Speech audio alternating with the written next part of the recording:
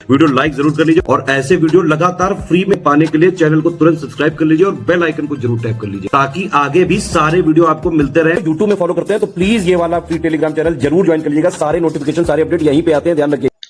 नमस्कार, स्वागत है आपका हमारे तीसरे वीडियो में, जो कि है series art of writing answer through PYQs के अंदर, जहां पे हम यूपीएससी सिविल सर्विस एग्जाम के मेंस एग्जाम में पूछे गए क्वेश्चंस को डिस्कस करेंगे, उनके आंसर लिखने का तरीका सीखेंगे और किस तरह से हमारा अप्रोच होना चाहिए, उन चीजों को सीखेंगे।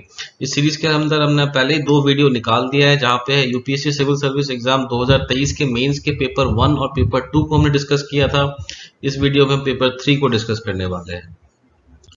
आप ये वीडियो देख रहे हैं स्टडी फॉर सिविल सर्विस के प्लेटफॉर्म पे, जहां पे आप UKPSC, BPSC, UPPSC, UPPSSC, RO, ARO, HSC, HCS इन एग्जाम्स की तैयारी कर सकते हैं।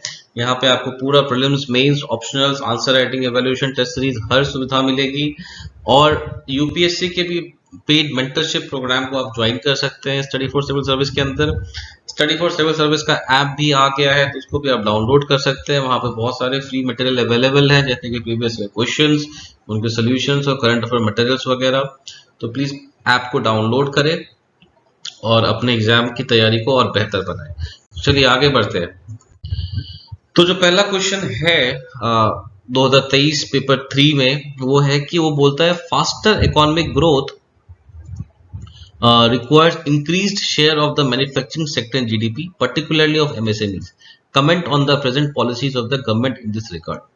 तो एक क्वेश्चन बोल रहा है कि अगर हमारे जीडीपी के ग्रोथ को फास्ट करना है तो बहुत जरूरी है कि हम अपने मैन्युफैक्चरिंग को ज्यादा तवज्जो दें। उसमें भी मैन्युफैक्चरिंग के अंदर भी MSME, जो माइक्रो स्मॉल मीडियम एंटरप्राइजेस होते हैं, उस पर ज्यादा ध्यान दें। और उसके लिए भारत सरकार ने कौन सी नीतियां लेके आए हैं, वो तो उस पर टिप्पणी करने के लिए बोला गया है। तो अगर आपने हमारे पहले के वीडियोस देखे होंगे तो आपको पता होगा कि हर क्वेश्चन में कीवर्ड आइडेंटिफाई करना बहुत जरूरी होता है। वो कैसे आइडेंटिफाई करते हैं, उसका क्या तरीका होता है, वो भी मैंने अपने पिछले वीडियोस में डिस्कस किया था। तो आप उन वीडियोस को जरूर देखिए अगर आपने देखा नहीं है। तो उसी फॉर्मूला का यूज करते हैं अगर हम देखेंगे तो हमें पता चलेगा इस क्वेश्चन का कीवर्ड जो हो रहा है वो इकोनॉमिक ग्रोथ आ रहा है। ठीक है ना, इकोनॉमिक ग्रोथ। तो हमने ये भी बताया था कि इंट्रोडक्शन में हमेशा आप कीवर्ड को एक्सप्लेन करें, या तो डिफाइन करें या उसके बारे में कोई फैक्ट्स प्रेजेंट करें। तो जैसे कि इकोनॉमिक ग्रोथ हमारा कीवर्ड आ गया है, तो आप इंट्रोडक्शन कैसे कर सकते हैं, आप present rate of economic growth जो भारत का है 7%, 6% जो भी है, उससे बता सकते हैं कि हमारा ये present rate of economic growth है। उसमें मैन्युफैक्चरिंग सेक्टर का कितना परसेंटेज है, ठीक है ना, मैन्युफैक्चरिंग सेक्टर का कितना परसेंटेज है, वो भी आप मेंशन कर सकते हैं। और आप या तो आप फिर किसी डेवलप्ड कंट्री से कंपैरिजन दे सकते हैं कि जैसे जापान में मैन्युफैक्चरिंग का कितना परसेंटेज है जीडीपी में कंपेयर टू इंडिया, या यूएसए में कितना परसेंटेज है जीडीपी में कंपेयर टू इंडिया। इस तरह से आप अपने इंट्रोडक्शन को प्रेजेंट कर सकते हैं, ठीक है ना। फिर आपको मेंशन करना पड़ेगा कि एमएसएमई का रोल इंपॉर्टेंट क्यों हो जाता है, किसी भी इकोनॉमिक ग्रोथ में एमएसएमई का रोल इंपॉर्टेंट क्यों हो जाता है, और खासकर इंडिया में। सबसे बड़ी बात है कि एमएसएमई का रोल इंपॉर्टेंट इसलिए होता है कि 85% ऑफ वर्कफोर्स जो है वो एमएसएमई में एम्प्लॉयड है। आप समझ सकते हैं 85% जो मैन्युफैक्चरिंग सेक्टर में 85% जो वर्कफोर्स है वो एमएसएमई में एम्प्लॉयड है। फिर एमएसएमई का ग्रोथ होगा तो एक इक्विटेबल ग्रोथ होगा। क्यों? क्योंकि एमएसएमई के जो मालिक होते हैं वो छोटे तबके के लोग होते हैं, कई दफा SC ST कैटेगरी के लोग होते हैं, माइनॉरिटी कम्युनिटी के लोग होते हैं, औरतें एमएसएमई चलाती हैं, ठीक है। तो अगर एमएसएमई ग्रोथ हो रहा है तो इन वल्नरेबल सेक्शन के जो लोग हैं उनका ग्रोथ होगा, इक्विटेबल ग्रोथ होगा, ठीक है ना। एक्सपोर्ट पोटेंशियल एमएसएमई में बहुत ज्यादा होता है, क्योंकि एमएसएमई छोटे छोटे सामान बनाते हैं, सस्ते दाम पे बनाते हैं, ठीक है ना, क्योंकि ऑब्वियसली उनके पास लेबर सस्ता होता है तो वो सस्ते दाम पे बनाते हैं, तो उसका एक्सपोर्ट पोटेंशियल बहुत बढ़ जाता है। अब आपको बताना है कि भारत सरकार की स्कीम्स कौन से हैं मैन्युफैक्चरिंग सेक्टर को ठीक करने के लिए। सबसे इंपॉर्टेंट स्कीम जो है वो मेक इन इंडिया, आपको याद है 2014 में भारत सरकार लेके थी मेक इन इंडिया, जहां पे फॉरेन कंपनीज जो थे उनको बोला गया था कि आप भारत में आके अपने सामान को बनाइए और यहाँ से एक्सपोर्ट करें, यहाँ के मार्केट में बेचे, ठीक है ना। स्टार्टअप इंडिया ये भी बहुत इंपॉर्टेंट है, इसके साथ आपको स्टैंड अप इंडिया को भी आप जोड़ सकते हैं। Startup India, stand up India, ये भी बहुत इंपॉर्टेंट स्कीम है। आईबीसी एक बहुत इंपॉर्टेंट स्कीम। आईबीसी का मतलब क्या होता है? ये होता है इंसॉल्वेंसी बैंकरप्सी कोड। अगर कोई कंपनी दिवाला हो गया है तो उसको अपने बिजनेस को बंद करने के लिए पहले बहुत लंबी मशक्कत करनी पड़ती थी, ठीक है ना, सरफाइसी एक्ट वगैरह के अंदर में। पर जब से आईबीसी आया है, इंसॉल्वेंसी बैंक्रप्सी कोड आया है, अपने बिजनेस को बंद करना बहुत आसान हो गया है। और बिजनेस को बंद करना एक बहुत जरूरी है इकोनॉमी के लिए। ये जरूरी नहीं कि हमेशा आपका बिजनेस सक्सेसफुल ही रहेगा, हो सकता है आपका बिजनेस फेल कर जाए, बट अगर आप बिजनेस बंद नहीं कर पाओगे, आपके ऊपर उधार बहुत रहेंगे, तो लोग बिजनेस स्टार्ट करने से ही डरेंगे। ठीक है ना, इसलिए एग्जिट पॉलिसी बहुत इंपॉर्टेंट होती है। उसके बाद जीएसटी, आपको पता है, गुड्स एंड सर्विस टैक्स लेके आए भारत सरकार। उससे जो फाइनेंशियल एक कंप्लायंस था वो बहुत आसान हो गया है, डिजिटलाइज हो गया है, पेपर वर्क बहुत कम हो गए हैं। वन नेशन वन टैक्स का कंसेप्ट लेके आई है भारत सरकार जीएसटी के तहत। ठीक है ना, फिर मुद्रा योजना लेके आई। मुद्रा योजना क्या है, इसके तहत बहुत कम अमाउंट्स के लोन, आपको मान लीजिए चाय का दुकान खोलना है, ठीक है ना, तो उसके लिए आपको कितना रुपए चाहिए होंगे, 50,000 रुपए चाहिए होंगे, 60,000 रुपए चाहिए होंगे। आप बैंक में पहले जाते हैं, 50,000 रुपए का लोन चाय का दुकान खोलने के लिए कोई नहीं देता आपको, बट मुद्रा योजना के तहत ऐसे छोटे छोटे अमाउंट के लोन दिए जा रहे हैं, उससे कई सारी बिजनेसेस खुल रही है। ठीक है ना, पीएलआई स्कीम लेके आई है। पीएलआई का मतलब क्या होता है, ये होता है प्रोडक्शन लिंक्ड इंसेंटिव स्कीम। इसका मतलब क्या होता है कि भारत सरकार आपको इंसेंटिव देगी डिपेंडिंग अपॉन योर प्रोडक्शन। कोई टारगेट दिया जाएगा, मान लीजिए उन्होंने बोला कि अगर आप 500 लोग को नौकरी दे रहे हैं तो हम आपको इनकम टैक्स में 0.5% का रिबेट देंगे। ठीक है ना, अगर उन्होंने बोला कि अगर आपने 5,000 अपने, जैसे मान लीजिए कोई कंपनी है वो पॉलिथीन या रबर के पैलेट्स बना रही है, ठीक है ना, तो उन्होंने बोला कि अगर आपने 5,000 ऐसे पैलेट्स बना के एक्सपोर्ट कर दिए तो हम आपको कॉर्पोरेट टैक्स में 1% का रिबेट देंगे। तो प्रोडक्शन लिंक्ड इंसेंटिव, ठीक है ना, कुछ टारगेट्स दिए जाएंगे, अगर आपने उसको अचीव कर लिया तो भारत सरकार आपको कुछ इंसेंटिव देगी। तो ऐसे ऐसे ये स्कीम्स है जो भारत सरकार लेके आई है अभी फिलहाल हमारे मैन्युफैक्चरिंग सेक्टर को बूस्ट करने के लिए। ठीक है ना, उसका फायदा होता दिख रहा है और बहुत जरूरी है। अगर हमें $5 ट्रिलियन इकोनॉमी को अचीव करना है तो मैन्युफैक्चरिंग को ग्रो करना बहुत जरूरी है। आपने चाइना को देखा होगा, चाइना का मैन्युफैक्चरिंग सेक्टर कितना ज्यादा स्ट्रांग है। ठीक है ना, चाइना को एक टाइम में फैक्ट्री ऑफ द वर्ल्ड भी बोला जाता था कि दुनिया की फैक्ट्री चाइना ही है। ठीक है, इनमें और भी चीजें आप ऐड कर सकते हैं। लेबर लॉस को बहुत अच्छा आसान किए गए हैं भारत में फिलहाल। ठीक है ना, चलिए अब बढ़ते हैं अगले क्वेश्चन की ओर। अगला क्वेश्चन आपको बोल रहा है कि what is the status of digitalization in the Indian economy. ठीक है ना, examine the problem faced in this regard and suggest improvement. तो जो डिजिटीकरण है, डिजिटलाइजेशन जो हो रहा है इंडियन इकोनॉमी का, उसका स्टेटस पूछा जा रहा है और क्या प्रॉब्लम फेस किए जा रहे हैं और कैसे ठीक किया जा सकता है। ठीक है, तो जैसा कि मैंने आपको बताया, इसमें कीवर्ड क्या हो जाएगा, कीवर्ड इसमें हो जाएगा डिजिटलाइजेशन। अगर आपने हमारे पुराने वीडियोस देखे होंगे आपको पता होगा उस फॉर्मूला से कि कीवर्ड इसका हो जाएगा डिजिटलाइजेशन। तो इकोनॉमी में आप स्टेटस बता सकते हो। अल्टरनेटिवली आप क्या बता सकते हो कि जो भारत का डिजिटल इंडिया मिशन लॉन्च किया था भारत सरकार ने, उसकी क्या इंपॉर्टेंस रही है। ठीक है ना, उसके बारे में बात कर सकते हो। तो इसका जो इंट्रोडक्शन होगा ज्यादा लंबा नहीं होगा क्योंकि वैसे ये 150 वर्ड का क्वेश्चन है, ज्यादा स्कोप बचता नहीं आपके पास। ठीक है ना, फिर भी अगर फिलहाल मतलब तब भी अगर आपसे बोला जाए इसको इंट्रोड्यूस करने के लिए तो आप बोल सकते हैं कि जो अभी डिजिटलाइजेशन का स्टेटस क्या है इंडियन इकोनॉमी में। ठीक है ना, तो आपको अब जो क्वेश्चन का बॉडी है वो बोल रहा है कि स्टेटस ऑफ डिजिटलाइजेशन, तो इसको कैसे दिखाएंगे आप, तो उसके बारे में आप लिख सकते हैं कि जैसे जीएसटी आ गया है, उसमें ई वे बिल है, ऐसी चीजें हैं जो कि डिजिटल चीजें हैं। ठीक है ना, इलेक्ट्रॉनिक चीजें हैं जहाँ पे पेपर वर्क बहुत कम हो गया है। ठीक है ना, आईटीआर फाइलिंग जो होती है, इनकम टैक्स रिटर्न जो कंपनियां फाइल करती हैं वो भी ऑनलाइन हो गया है, उससे तो बहुत फायदा हुआ है। ठीक है ना, जैम ट्रिनिटी आ गई है। जैम ट्रिनिटी से क्या हो रहा है, डिजिटल पेमेंट हो रहा है। जैम मतलब जनधन आधार मोबाइल। ठीक है ना, जैम ट्रिनिटी आने से क्या डिजिटल पेमेंट आप देख रहे हो, फोन पे, गूगल पे, मतलब इससे तो बिजनेस को बहुत बूस्ट मिला है। आप देखोगे छोटे छोटे तबके के लोग होते हैं, गोलगप्पे वाले होते हैं, वो भी अब डिजिटल पेमेंट का क्यूआर कोड लेके घूम रहे हैं। इससे उनके बिजनेस को कितना बूस्ट मिलता है। पहले क्या होता था, मान लीजिए कोई सामान बेचने आपके घर आया या रास्ते में आपको कोई सामान दिखा बहुत अच्छा है, बट आप पॉकेट में देखोगे आपके पास पैसे नहीं होंगे, आपको खरीदने का मन भी होगा तब भी आप खरीद नहीं पाओगे। बट अब क्या मोबाइल आ गया है, सीधा क्यूआर कोड स्कैन करते हैं, पेमेंट कर देते हैं। इससे बिजनेस कितना बूस्ट हो रहा है। तीसरा चौथी बात है जैसे ई नाम है। ई नाम क्या होता है, ई नाम होता है नेशनल एग्रीकल्चर मार्केट। अब इसके तहत क्या होता है कि कोई भी किसान बिहार का, पहले क्या था, बिहार का किसान है वो बिहार में अपना माल बेच सकता है।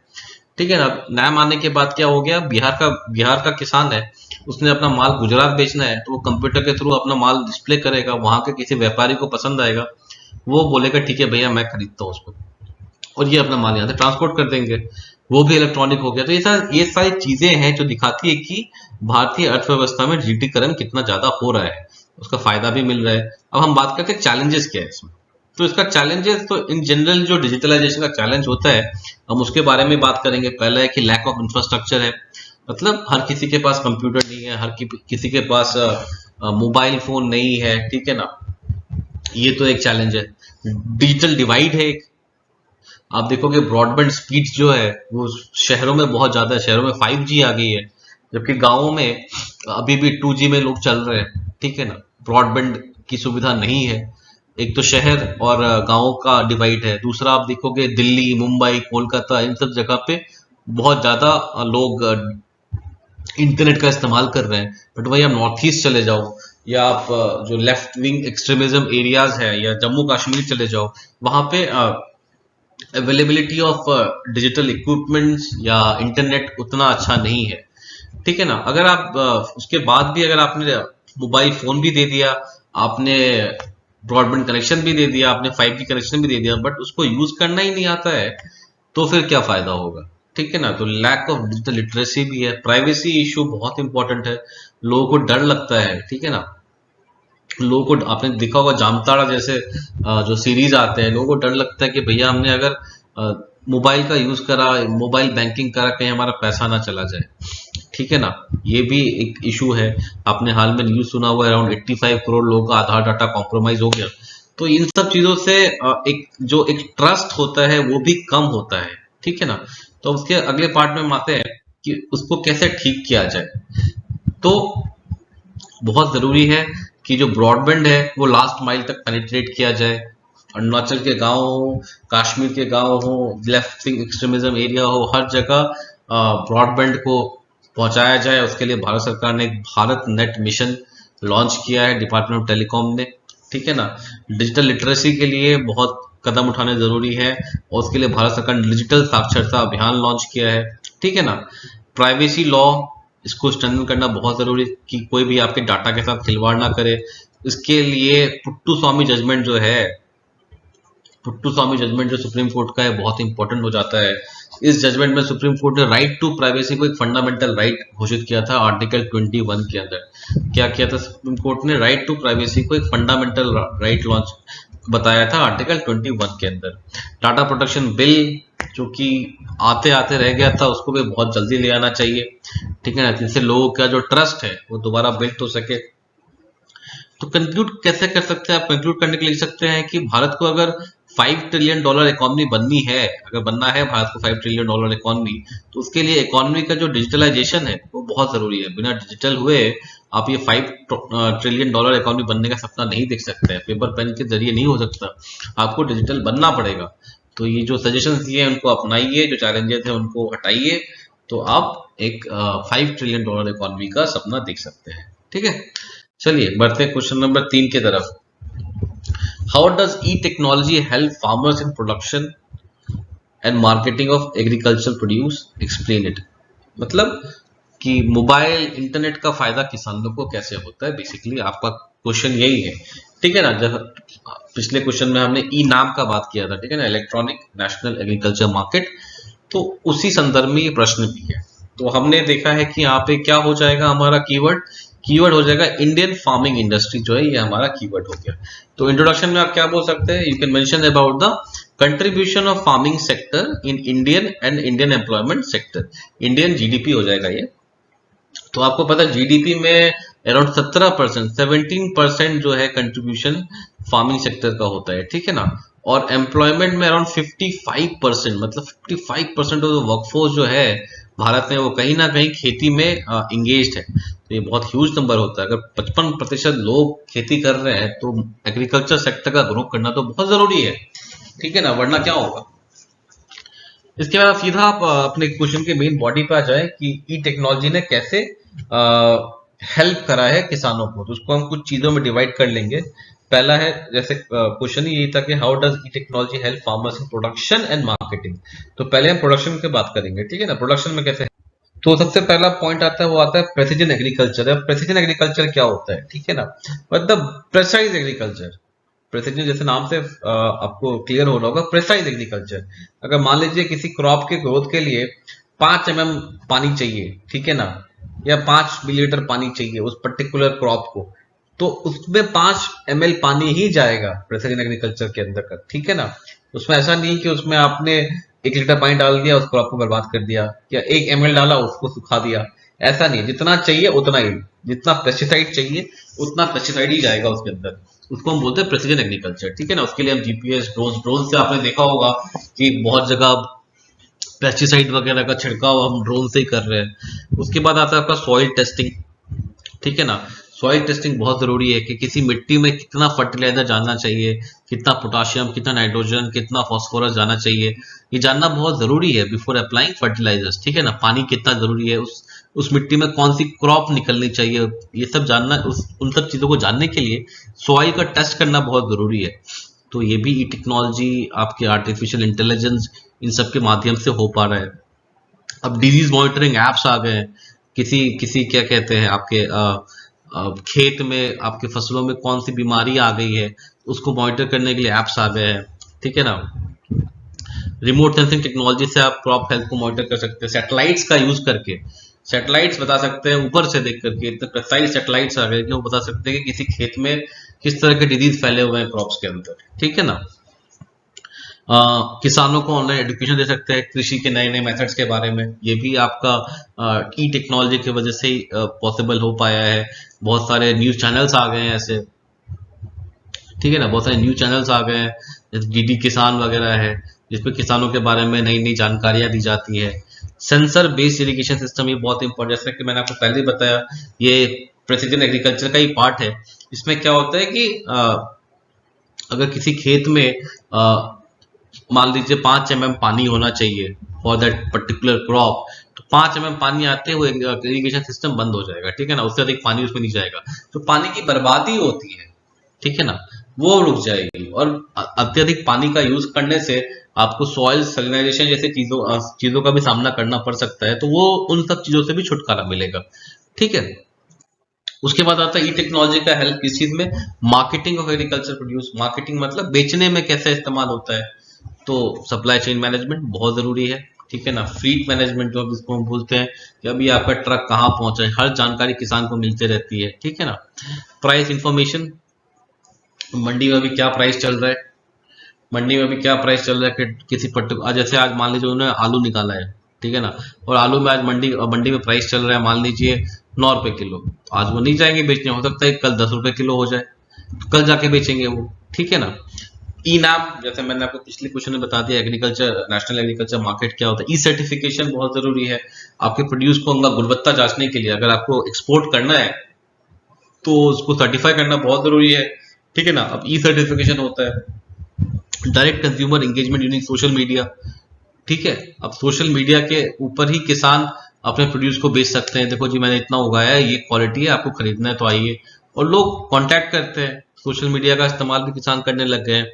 तो ये कुछ ई टेक्नोलॉजी के उदाहरण है जिसके through marketing of agriculture produce better हुआ है। तो आप कंक्लूड कैसे कर सकते हैं, role of agriculture sector in the growth of Indian economy. आप अगेन बता सकते हैं कि इंडियन इकोनॉमी को अगर $5 ट्रिलियन इकोनॉमी बनना है तो एग्रीकल्चर का ग्रोथ तो बहुत जरूरी है भैया। बिना एग्रीकल्चर को ग्रो किए आप कोई भी इकोनॉमी का सपना नहीं देख सकते हो, क्योंकि भारत एक at the end of the day एक एग्रीरियन कंट्री है। और कोई अगर ये बोल दे कि जो 55% लोग हैं उनको हम छोड़ करके और बाकी सेक्टर को ग्रो करके हम एक बहुत बड़ी इकोनॉमी बन जाए, तो वो पॉसिबल नहीं है। एक कम्प्रिहेंसिव ग्रोथ चाहिए तो आपको एग्रीकल्चर को तो ग्रो करना पड़ेगा, और सरकार ने बहुत काम भी किया है उसके ऊपर, ठीक है। चलिए अब बढ़ते हैं क्वेश्चन नंबर 4 के ऊपर। ये बोल रहा है state the objectives and measures of land reforms in India, ठीक है ना। लैंड रिफॉर्म के ऑब्जेक्टिव और मेजर्स क्या रहे हैं, discuss how land ceiling policy और land holding can be considered as an effective reform under economic criteria, ठीक है ना। तो यहाँ पे इंट्रोडक्शन में आप देखोगे जो कीवर्ड है वो अगेन लैंड रिफॉर्म्स हो गया। तो आप you can introduce your answer by mentioning that around 85% of the farmers in India are marginal farmers. Marginal farmer क्या होते हैं, जिनके पास 1 हेक्टेयर या उससे कम जमीन होता है उनको मार्जिनल फार्मर बोलते हैं। और जो भारत की आबादी का कुल 55% लोग खेती करते हैं, और 55% का जो 85% है उनके पास 1 हेक्टेयर या उससे कम जमीन है, तो ये हालत आप जान सकते हो। इसलिए लैंड रिफॉर्म जो है बहुत जरूरी है। As such land reforms has been one of the most pressing issues ever since independence. ठीक है, तो लैंड रिफॉर्म बहुत जरूरी हो जाता है क्योंकि हमारे किसानों के पास जमीन जो है वो बहुत कम है। ठीक है, चलिए, तो ऑब्जेक्टिव क्या था लैंड रिफॉर्म का? जमींदारी सिस्टम खत्म करना। पहले जमींदार होते थे, आपने मॉडर्न हिस्ट्री में पढ़ा होगा, जमींदार हुआ करते थे, तो सारे लैंड जो थे वो जमींदार के थे, बाकी जो लोग उस पर काम करते थे वो एक बंधुआ मजदूर की तरह काम करते थे। सबसे पहले जमींदारी सिस्टम को खत्म किया गया। ठीक है ना, टेनेंट्स के राइट को बचाया गया। टेनेंट्स क्या होते थे? जैसे जमीन मेरी है, ठीक है ना, मुझे कोई मतलब है नहीं उससे, मैंने किसी और को बोला कि तुम काम करो मेरे खेत पे, और वो 10 15 20 साल से वो आदमी उस पर काम कर रहा है। ठीक है ना, सारी मेहनत वो करता है, खेत में हल वो जोतता था, फसल वो उगाता था, बेचता वो था जाकर के उसे, पर आखिर में पैसा जाके किसको देता था? खेत के मालिक को। तो ये किराएदारों के अधिकारों की रक्षा की गई, ये भी बहुत इंपॉर्टेंट ऑब्जेक्टिव था। To improve the agriculture productivity by land redistribution. तो जैसे कि मैंने आपको बताया कि 85% फार्मर्स जो है उनके पास 1 हेक्टेयर या उससे कम जमीन है, और ये नंबर जो है अब ये हाल है। तो आजादी के वक्त तो और भी बहुत बुरा हाल था। ठीक है, तो ऐसे में एग्रीकल्चर आप कैसे कर पाओगे? इतनी छोटी छोटी जमीन है, आपने ट्रैक्टर खरीद लिया और ट्रैक्टर का इस्तेमाल ही कैसे कर पाओगे कि ट्रैक्टर को चलने के लिए जमीन ही नहीं होगा। आपने मॉडर्न मशीन खरीद के लगा दिया खेत पे, बट आपके पास जमीन है इतनी सी, तो आप उसका फायदा कैसे उठाओगे? ठीक है ना, तो इससे एग्रीकल्चर की प्रोडक्टिविटी नहीं बढ़ पा रही थी, तो उसको बढ़ाने के लिए भी लैंड रीडिस्ट्रीब्यूशन करना था, तो वो भी one of the objectives of the land reform था। तो उसके लिए क्या क्या स्टेप लिए गए, भारत सरकार ने क्या क्या लिया? उन्होंने cultural land ceilings and holdings act 1960 लाया। इसके तहत क्या हो गया, भारत सरकार ने बोल दिया कि इतने एक पर्टिकुलर अमाउंट, एक लैंड का अमाउंट तय कर दिया गया, बोला इससे अधिक लैंड कोई इंडिविजुअल नहीं रख सकता अपने पास। ठीक है, अगर रखेगा तो वो सरकार उससे छीन करके किसी और को दे देगी। तो देखिए, ये एक्ट जो था ये भारत सरकार लेके आई थी, बट एग्जैक्ट अमाउंट कितना होगा लैंड का वो स्टेट डिटरमाइन करेगी, क्योंकि आपको पता होगा जो एग्रीकल्चर है वो एक स्टेट लिस्ट में आता है। भारत सरकार की जो भारतीय संविधान में जो 7th शेड्यूल है उसके अंदर 3 लिस्ट मेंशन्ड है, यूनियन, स्टेट और कंकरेंट। तो स्टेट लिस्ट के अंदर एग्रीकल्चर आता है, तो इसलिए भारत सरकार ने ये मॉडल एक्ट लेके आ गए, बट उसका एग्जैक्ट क्या अमाउंट होगा वो तो स्टेट ने तय करना था, इसलिए अलग अलग स्टेट का अलग अलग एक कोई भी लिमिट था। ठीक है, state abolition of intermediaries act, intermediary को हटा दिया गया। इंटरमीडियरी क्या होते थे? मान लीजिए एक बहुत बड़ा जमींदार है, ठीक है ना, उसके पास क्या था, उसके पास लैंड है मान लीजिए, तो वो जमींदार तो सीधे आके इस पे काम नहीं कर सकता क्योंकि वो तो कहीं लंदन में रहता है। तो उसने किसी एक इंसान को बोला कि भाई तू आके मेरा जमीन संभाल। अब ये इंसान लंदन नहीं, ये इंसान दिल्ली में रहता है, वो भी गाँव नहीं जा सकता। इस इंसान ने क्या बोला, इस इंसान ने किसी एक और इंसान को बोला जो रहता है मान लो पटना में, ठीक है ना, ये, और इस पटना वाले ने फिर अल्टीमेटली गांव में किसान को बोला कि भाई तुम मेरा जमीन संभालो। तो ये बीच के लोग जो थे इनको इंटरमीडियरी बोलते थे। ठीक है ना, तो अब किसान को क्या होता था, मान लीजिए किसान ने 100 रुपए कमाए, ठीक है ना, 100 रुपए कमाए तो 100 में से 10 रुपए ये लेगा, 10 रुपए ये लेगा, 30 रुपए ये लैंडलॉर्ड लेगा, तो क्या हो गया, 50 रुपए किसान के चले गए, 50 रुपए बचे उसके पास। तो मैं बहुत कम अमाउंट बता रहा हूँ। तो अगर इनको हटा दे तो ये 20 रुपए हट जाएगा, तो किसान को 20 रुपए का फायदा हो जाएगा। तो इसको हम बोलते हैं state abolition of intermediaries act, intermediaries को हटाना बोलते हैं। ये भी भारत सरकार ने किया, किसके अंतर्गत, लैंड रिफॉर्म्स के अंतर्गत। ठीक है, उसके बाद LAR, लैंड एक्विजिशन एक्ट, ठीक है ना, भारत सरकार अगर कोई जमीन, अपने रोड बनाना है भारत सरकार को मान लीजिए, या कोई फैक्ट्री खोलनी है, तो उसके लिए वो, अब जमीन तो किसी ना किसी इंसान के पास होगी, तो उससे लैंड खरीदना पड़ेगा, तो उस खरीदने पे उसको कितना मुआवजा मिलेगा, ठीक है ना, तो उन सब चीजों को तय किया गया था LAR एक्ट के अंदर। ठीक है, वेरियस टेनेंसी एक्ट्स वे पास्ड। अगर आपने मान लीजिए ऐसा एक्ट पास किया गया था कि कोई किसान है वो 20 साल से किसी खेत पे मजदूरी कर रहा है और सारा काम वही कर रहा है, तो हो सकता है वो खेत उसके नाम कर दिया जाए। कोऑपरेटिव फार्मिंग आपको पता ही होगा, जैसे कि आपने अमूल का नाम सुना है। अमूल क्या है, कोऑपरेटिव फार्मिंग है एक तरह से। अनंत मिल्क उद्योग लिमिटेड, अमूल क्या है, कोऑपरेटिव फार्मिंग। बहुत लोग साथ मिलकर काम करते हैं इसमें, ठीक है ना, हर लोग साथ मिलकर काम करते हैं, तो इससे प्रोडक्टिविटी बढ़ती है। ठीक है, अब आपको बात करना लैंड सीलिंग पॉलिसी, अभी क्वेश्चन का पार्ट था कि लैंड सीलिंग क्या होता है कि आपने बता दिया कि एक इंसान 5 हेक्टेयर से अधिक जमीन नहीं रखेगा, अगर उससे अधिक जमीन उसके पास है तो वो उससे छीन के किसी और को दे दिया जाएगा। तो इसका क्या फायदा होता है, तो it reduces inequality in land distribution, ठीक है ना। जो ऐसा नहीं होगा कि किसी के पास 100 हेक्टेयर है, किसी के पास 1 हेक्टेयर है, ऐसा ऐसा सिचुएशन नहीं होगा।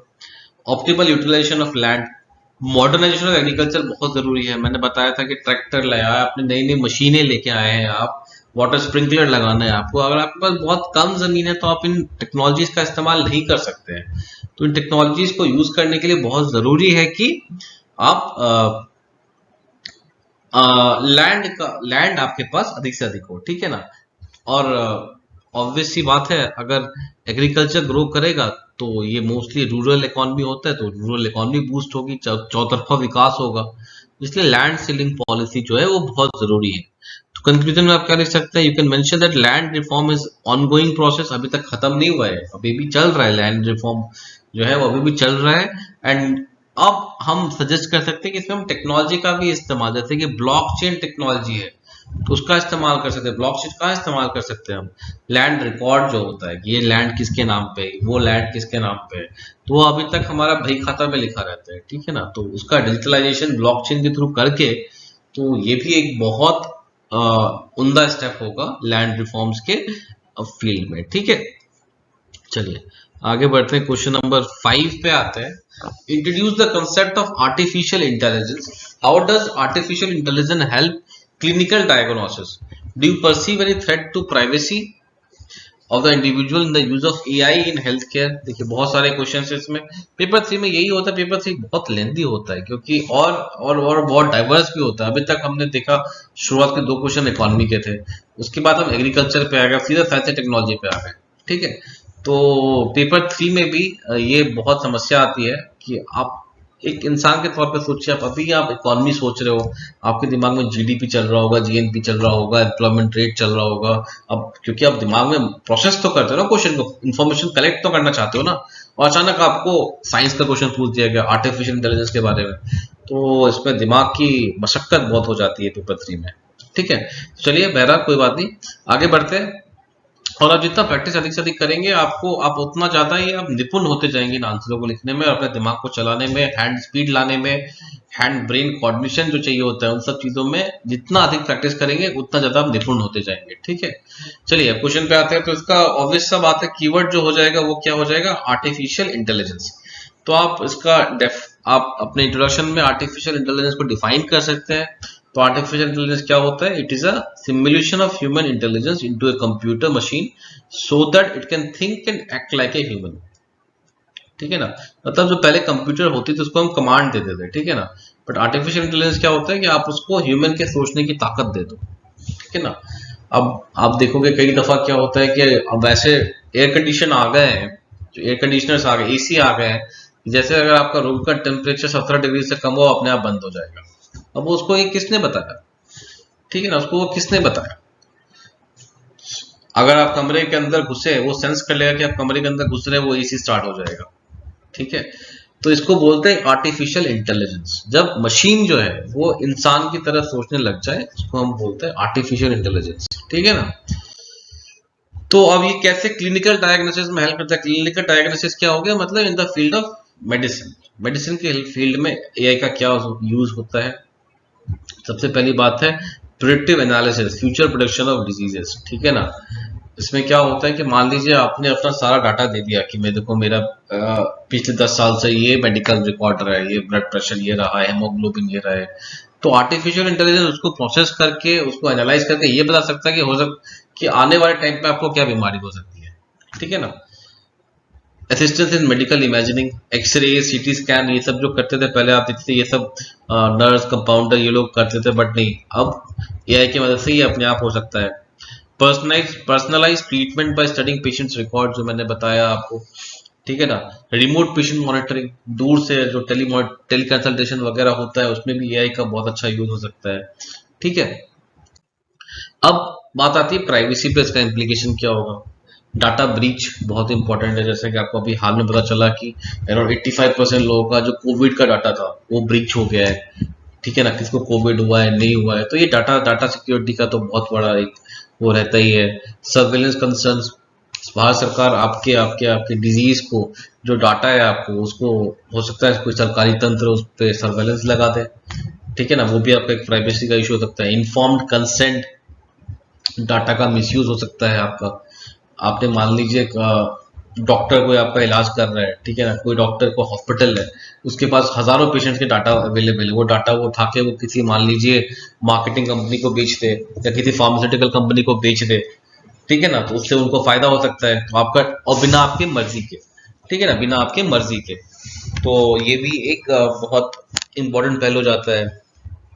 फिर आपने देखा होगा जो वेयरेबल डिवाइसेस आते हैं, स्मार्ट वॉच हो गया, स्मार्ट शूज हो गए, उसमें भी आपका पर्सनल हेल्थ रिकॉर्ड डाटा होता है, वो स्टोर होता है, ठीक है ना, तो इन डाटा का भी मिसयूज हो सकता है, ठीक है। तो ये कुछ इम्प्लीकेशन और प्राइवेसी है इसके। तो कंक्लूजन में आप क्या लिख सकते हो, you can say that even though AI is the future but the question of data security needs to be answered with proper regulations. Simple सा कंक्लूजन हमने लिखा है यहाँ पे कि एआई तो फ्यूचर है, इसको हम डिनाई नहीं कर सकते, एआई तो रहेगा ही, बट जो डाटा प्राइवेसी का इशू है या डाटा सिक्योरिटी का इशू है उसको हम अच्छे तौर पे आंसर करें ताकि लोगों के मन में जो एक मिसट्रस्ट है वो दूर हो जाए, ठीक है। चलिए आगे बढ़ते क्वेश्चन नंबर 6 की तरफ। Discuss several ways in which micro organisms can help in beating the current fuel shortage, ठीक है ना, जो माइक्रो ऑर्गेनिज्म होते हैं वो फ्यूल शॉर्टेज को कैसे खत्म करने में माइक्रो ऑर्गेनिज्म हेल्प कर सकते हैं। तो ये भी बहुत ही स्पेसिफिक क्वेश्चन है साइंस का, अगर आपको आता है तो आप आंसर कर सकते हैं अच्छे से, नहीं आता है तो आप फंस सकते हैं ऐसे क्वेश्चंस में।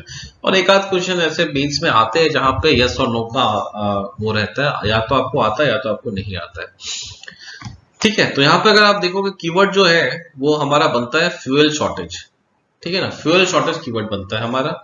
तो इंट्रोडक्शन में आप क्या कर सकते हो, आप कोई रिपोर्ट दिखा दो जिससे कि फ्यूल शॉर्टेज की जो समस्या है वो बाहर निकल के आए। तो जैसे कि हम लिख सकते हैं कि इंटरनेशनल एनर्जी आउटलुक जो है उसके according world energy consumption is projected to increase by 71% from 2003 to 2030। 2003 से लेकर 2030 के बीच में जो एनर्जी कंजम्पशन था दुनिया का वो 71% बढ़ जाएगा। सोच रहे हैं कितना ज्यादा है। तो जितना ज्यादा एनर्जी कंजम्पशन बढ़ेगा उतना ज्यादा एनर्जी चाहिए होगा और हमें नए नए सोर्सेज ऑफ एनर्जी चाहिए होंगे। तो अब रोल आ जाता है माइक्रो ऑर्गेनिज्म का, उसमें इन एनर्जी को हम कैसे बना सकते हैं, ठीक है। तो रोल में बहुत जरूरी है, जैसे कि बायो इथेनॉल प्रोडक्शन आपको पता होगा, ठीक है ना, इसमें माइक्रो ऑर्गेनिज्म का यूज होता है। बायोमिथेनेशन, जिसमें हम कोई जो वेस्ट प्रोडक्ट होता है उसको हम एनर्जी में कन्वर्ट करते हैं, मीथेन गैस बनाते हैं। बायो हाइड्रोजन प्रोडक्शन, ये भी बहुत जरूरी है। माइक्रोबियल फ्यूल सेल आ गया आज के डेट में, ये सब टेक्निकल चीजें हैं। माइक्रोबियल फ्यूल सेल या जियोथर्मल एनर्जी, आप बोलेंगे जियोथर्मल एनर्जी में कैसे इस्तेमाल होता है, तो जो माइक्रोब्स होते हैं they break down the organic matter inside the earth and release energy. तो अर्थ के अंदर जो ऑर्गेनिक मैटर है उसको तोड़ते हैं ये माइक्रोब्स और उससे जो एनर्जी निकलता है उससे गर्मी होती है और गर्मी का यूज हम करते हैं वापस से एनर्जी प्रोड्यूस करने में। तो ठीक है, अब बेनिफिट क्या होता है माइक्रो ऑर्गेनिज्म से फ्यूल बनाने का। पहला होता है कि रिन्यूएबल होता है और सस्टेनेबल एनर्जी सोर्स होता है, क्योंकि माइक्रो ऑर्गेनिजम्स तो है वो तो रहने वाले, खत्म होंगे नहीं, ठीक है ना। Reduce green house gas emission and carbon from atmosphere, ठीक है ना, जैसे कि बायोफ्यूल सेल वगैरह यूज कर रहे हैं या बायोमिथेनेशन से आप कुछ बना रहे हैं या आपका बायो इथेनॉल है, उसमें कार्बन एमिशन बहुत कम होता है, तो एक एनवायरमेंट के लिए भी अच्छा है।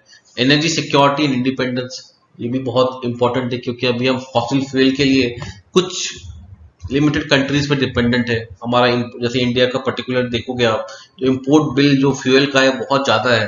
तो अगर ऐसे अल्टरनेटिव सोर्सेस ऑफ एनर्जी मिल जाएंगे तो हमारा डिपेंडेंस जो है उन पे कम होगा, एक नए नए सेक्टर ऑफ एम्प्लॉयमेंट क्रिएट होंगे।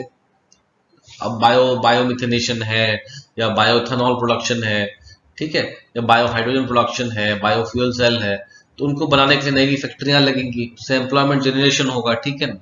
और ओवरऑल आपके जो हवा है पानी है उनकी शुद्धता तो बढ़ेगी, क्लाइमेट सस्टेनेबिलिटी होगा। जो हमने आईएनटीसी में टारगेट लिया था वो हम अचीव कर पाएंगे। इन IND टारगेट्स को जानना आपके लिए बहुत जरूरी है। ये नेशनली डिटरमाइंड जो कंट्रीब्यूशन टारगेट्स था, जो हमने पेरिस क्लाइमेट समिट 2015 में हर कंट्री ने लिया था, ठीक है ना, तो उसको अचीव करने में भी ये बायो माइक्रो ऑर्गेनिजम्स का जो रोल है एनर्जी प्रोडक्शन में, वो बहुत कामगार होगा। ठीक है ना, चलिए आगे बढ़ते हैं। तो कंक्लूड कैसे कर सकते हो? You can mention some of the schemes of the Government of India related to this topic, like Gobardhan scheme है, जहाँ पे जीवन स्कीम है, ठीक है ना, 20% ethanol blending and national biofuel policy 2019, ये कुछ स्कीम्स है भारत सरकार की, जहाँ पे माइक्रो ऑर्गेनिज्म का इस्तेमाल करके एनर्जी जनरेशन का काम किया जाएगा। ठीक है, तो चलिए अब आगे बढ़ते हैं क्वेश्चन नंबर। तो यहाँ पे जो आपका कीवर्ड होगा वो हो जाएगा डैम्स। ठीक है ना, जो बांध हो गए वो आपके कीवर्ड हो गए। ठीक है, तो इंट्रोडक्शन कैसे कर सकते हो? You can start by mentioning that dams have been called temples of modern India. ठीक है ना, डैम्स को हम क्या बुलाते हैं? मॉडर्न इंडिया के टेंपल्स बुलाते हैं। In short you can mention that why they have been called so, irrigation, flood control, hydro power generation, fishery. तो मतलब डैम्स के क्या यूज रहे हैं, क्यों उनको टेंपल्स ऑफ मॉडर्न इंडिया हम बुलाते हैं, तो वो आप शॉर्ट पे मेंशन कर सकते हो। कैसे रहे? इरिगेशन हो गया, फ्लड कंट्रोल करने में बहुत इस्तेमाल होता है, हाइड्रो पावर जनरेशन में, फिशरी मत्स्य पालन में, ठीक है ना, मत्स्य पालन में डैम्स का बहुत इस्तेमाल होता है। तो इन सब वजह से आप बोल सकते हो डैम्स को हम बोलते हैं टेंपल्स ऑफ मॉडर्न इंडिया। अब नेक्स्ट पार्ट आता है कि डैम फेलियर का रीजन क्या है। ठीक है ना, तो सबसे इंपॉर्टेंट जो एक होता है वो होता है नेचुरल डिजास्टर। जैसे कि रत्नागिरी में तिवारी डैम था, 2019 में वो फेल हुआ था। वो क्यों हुआ था? क्योंकि हैवी रेनफॉल हुआ था, बहुत भारी वर्षा हुई थी और पानी ज्यादा बढ़ गया था बांध में, जो कि उसकी नेचुरल बिल्ड के हिसाब से नहीं था, ज्यादा था। ठीक है ना, अर्थक्वेक आया था, कोयना डैम फेलियर 1967 महाराष्ट्र में, ये भी था। लैंडस्लाइड्स कई दफा होते हैं, उससे भी डैम फेलियर होता है। ठीक है ना, तो ये तो एक तो नेचुरल कॉजेज हो गए डैम फेलियर के। ठीक है ना, उसके बाद क्या होता है? डिजाइन एंड कंस्ट्रक्शन फ्लॉज, कि करम डैम जो था मध्य प्रदेश 2022 में, वो फेल हो गया था क्योंकि इसका डिजाइनिंग गलत हुआ था। ठीक है, एजिंग इंफ्रास्ट्रक्चर, अब आप देखोगे उसमें क्या होता है कि रेगुलर इंस्पेक्शन नहीं होता है डैम्स में। ठीक है ना, क्योंकि इंफ्रास्ट्रक्चर जो डैम्स है वो बहुत पुराने होते जा रहे हैं। ठीक है ना, बहुत पुराने होते जा रहे हैं। कुछ डैम्स तो है वो 100 साल पुराने बने हुए हैं, तो उनका रेगुलर इंस्पेक्शन बहुत जरूरी है, मेंटेनेंस बहुत जरूरी है। अगर कुछ खराब हुआ तो रिपेयर करना बहुत जरूरी है। जैसे कि ये आपका है पुलचिंताला इरिगेशन प्रोजेक्ट और कृष्णा रिवर आंध्र प्रदेश 2021। ठीक है ना, फाउंडेशन प्रॉब्लम है बहुत जगह, बांध के नीचे कमजोर या अस्थिर मिट्टी जो है, तो कंस्ट्रक्शन के टाइम भी नहीं देखा जाता है, तो फाउंडेशन का इशू आता है, उससे भी डैम फेलियर हो रहा है। तो ये कुछ रीजंस है जिसकी वजह से डैम फेलियर हो रहा है। सीपेज एंड इंटरनल एरोजन, अंदर ही अंदर डैम कटता जाता है। ठीक है ना, ओवर टॉपिंग, इसका मतलब क्या होता है? ओवर टॉपिंग क्या होता है? जैसे कि ये डैम बना हुआ है, ठीक है ना, तो इसके जो ये क्रेस्ट है, इसके ऊपर अगर पानी निकल जाए, ठीक है ना, उसको हम बोलते हैं ओवर टॉपिंग।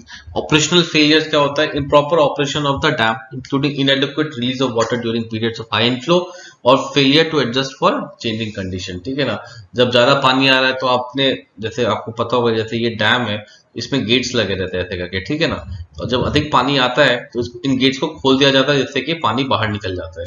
तो कई दफा ये नहीं किया जाता है, खोलने में लेट हो जाता है, उससे भी डैम फेलियर होता है। ठीक है ना, और आपसे पूछा जाए कि डैम फेलियर के दो एग्जांपल्स दो, तो एक तो हो जाएगा ये मच्छू बांध की विफलता कब हुई थी? 1979 में, और 1979 में एक और क्या हुआ था? रत्नागिरी बांध की विफलता हुई थी। तो ये दो डैम फेलियर्स का एग्जांपल दे सकते हो। आप चाहे तो इसको मैप पे प्लॉट भी कर सकते हो फॉर बेटर प्रेजेंटेशन। ठीक है, चलिए अब आगे बढ़ते हैं अगले क्वेश्चन की ओर। Question number 8। क्वेश्चन नंबर 8 बोलता है कि what is oil pollution? Oil pollution क्या होती है? ठीक है, तेल प्रदूषण क्या होती है, and what are its impact on the marine ecosystem? Marine ecosystem में इसका क्या इंपैक्ट हो रहा है? In what way is oil pollution particularly harmful for a country like India? ठीक है ना, इंडिया जैसी कंट्री के लिए ये ऑयल पोल्यूशन है वो पर्टिकुलरली हार्मफुल कैसे जाता है? ठीक है ना, तो कीवर्ड क्या हो गया वो तो आपका पता ही है, ऑयल पोल्यूशन हो जाएगा। तो इंट्रोडक्शन में आप ऑयल पोल्यूशन को डिफाइन कर सकते हैं कि तेल प्रदूषण तब होता है जब मानव जनित कारणों से पेट्रोलियम का तरल रूप किसी पारिस्थितिक तंत्र, विशेष रूप से समुद्री पारिस्थितिकी तंत्र में लीक हो जाता है। ठीक है ना, oil pollution occurs when the liquid form of petroleum leaks into an ecosystem, especially the marine ecosystem due to anthropogenic causes। मतलब इंसान के वजह से अगर तेल जो है वो समंदर में लीक हो जाए तो उसको आप क्या बोलते हो, ऑयल पोल्यूशन बोलते हो। Oil pollution is typically caused by oil spills, industrial activity. Oil spill क्या होता है आपको पता होगा कि मान लीजिए कोई कंटेनर है, वो तेल लेके आ रही है, तेल तो अब जैसे कतर में तेल बना, मिडिल ईस्ट में तेल बना, उसको आप ट्रांसपोर्ट कर रहे हो अमेरिका मान लीजिए, तो वाया किसी शिप या पाइपलाइन जाएगी, तो उस पाइपलाइन में छेद आ गया है, वो शिप डूब गया, तो वो तेल सारा फैल जाता है, उसको ऑयल स्पिल बोलते हैं। तो उससे भी एक ऑयल पोल्यूशन होने का खतरा रहता है, ठीक है ना। अगर बहुत अधिक मात्रा में वो तेल फैल जाए तो ऑयल पोल्यूशन होने का एक खतरा रहता है, ठीक है। तो इम्पैक्ट क्या होता है उसका मरीन इकोसिस्टम में? सबसे टॉक्सिक इफेक्ट होता है क्योंकि जहरीला होता है।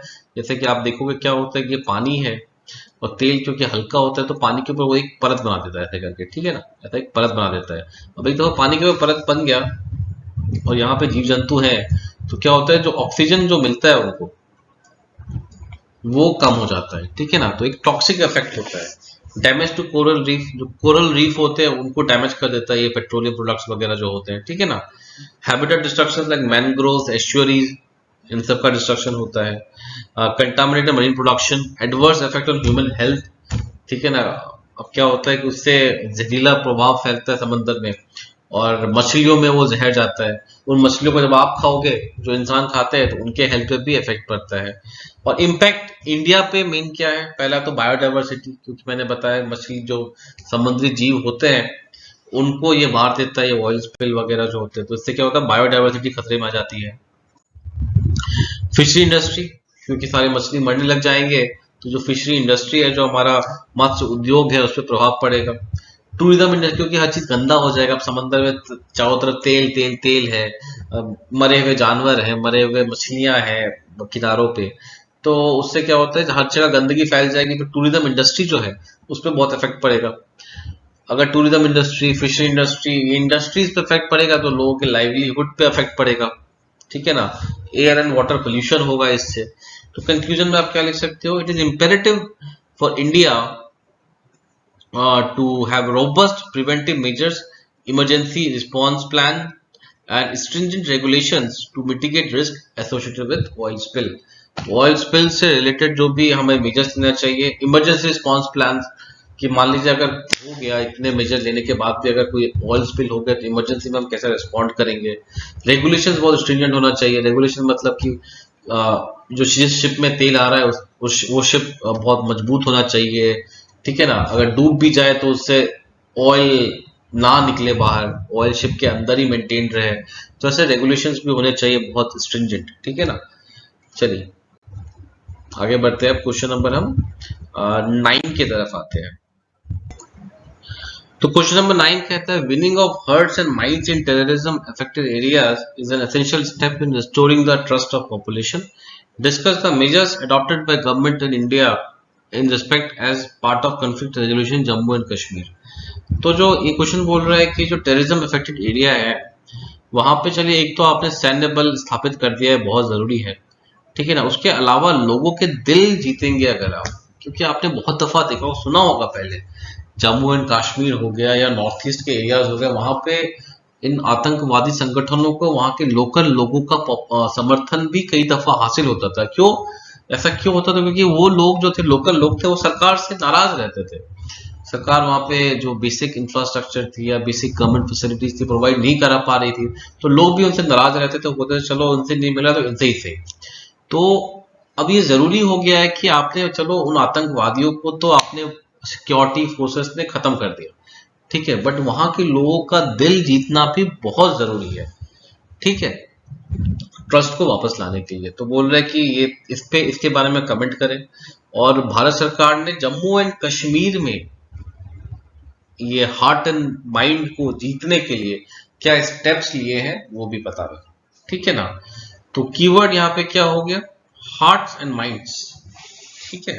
तो in the introduction you can mention what is the meaning of winning hearts and minds. जैसा कि मैंने आपको बताया, हार्ट्स एंड माइंड्स जीतने का मतलब है लोगों के ट्रस्ट को रिबिल्ड करना, ठीक है ना। दिल जीतने का मतलब है उनके ट्रस्ट को रिबिल्ड करना, भारत सरकार पे भरोसा दिलाना उनको, ठीक है ना, कि हम आपके अपने सरकार है, understanding the root cause behind terrorism and solving it, ठीक है ना, कि टेररिज्म के पीछे रूट कॉज क्या है। हो सकता है कुछ लोग अनएम्प्लॉयड हो इसलिए वो टेररिज्म का रास्ता अपना लिया हो, तो आप एम्प्लॉयमेंट प्रोवाइड करें वहां पे। हो सकता है शिक्षा की कमी की वजह से कुछ लोगों ने ये गलत रास्ता चूज कर लिया हो, तो वहां पे जो शिक्षा का स्तर है उसको आप बढ़ाएं, ठीक है।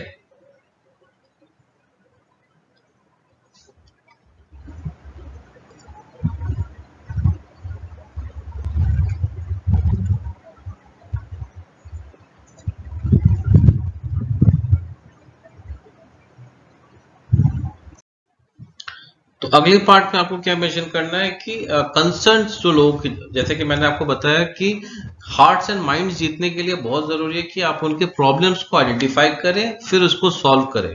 तो जम्मू एंड कश्मीर में लोगों के क्या प्रॉब्लम्स इन पर्टिकुलर, वो क्या थे।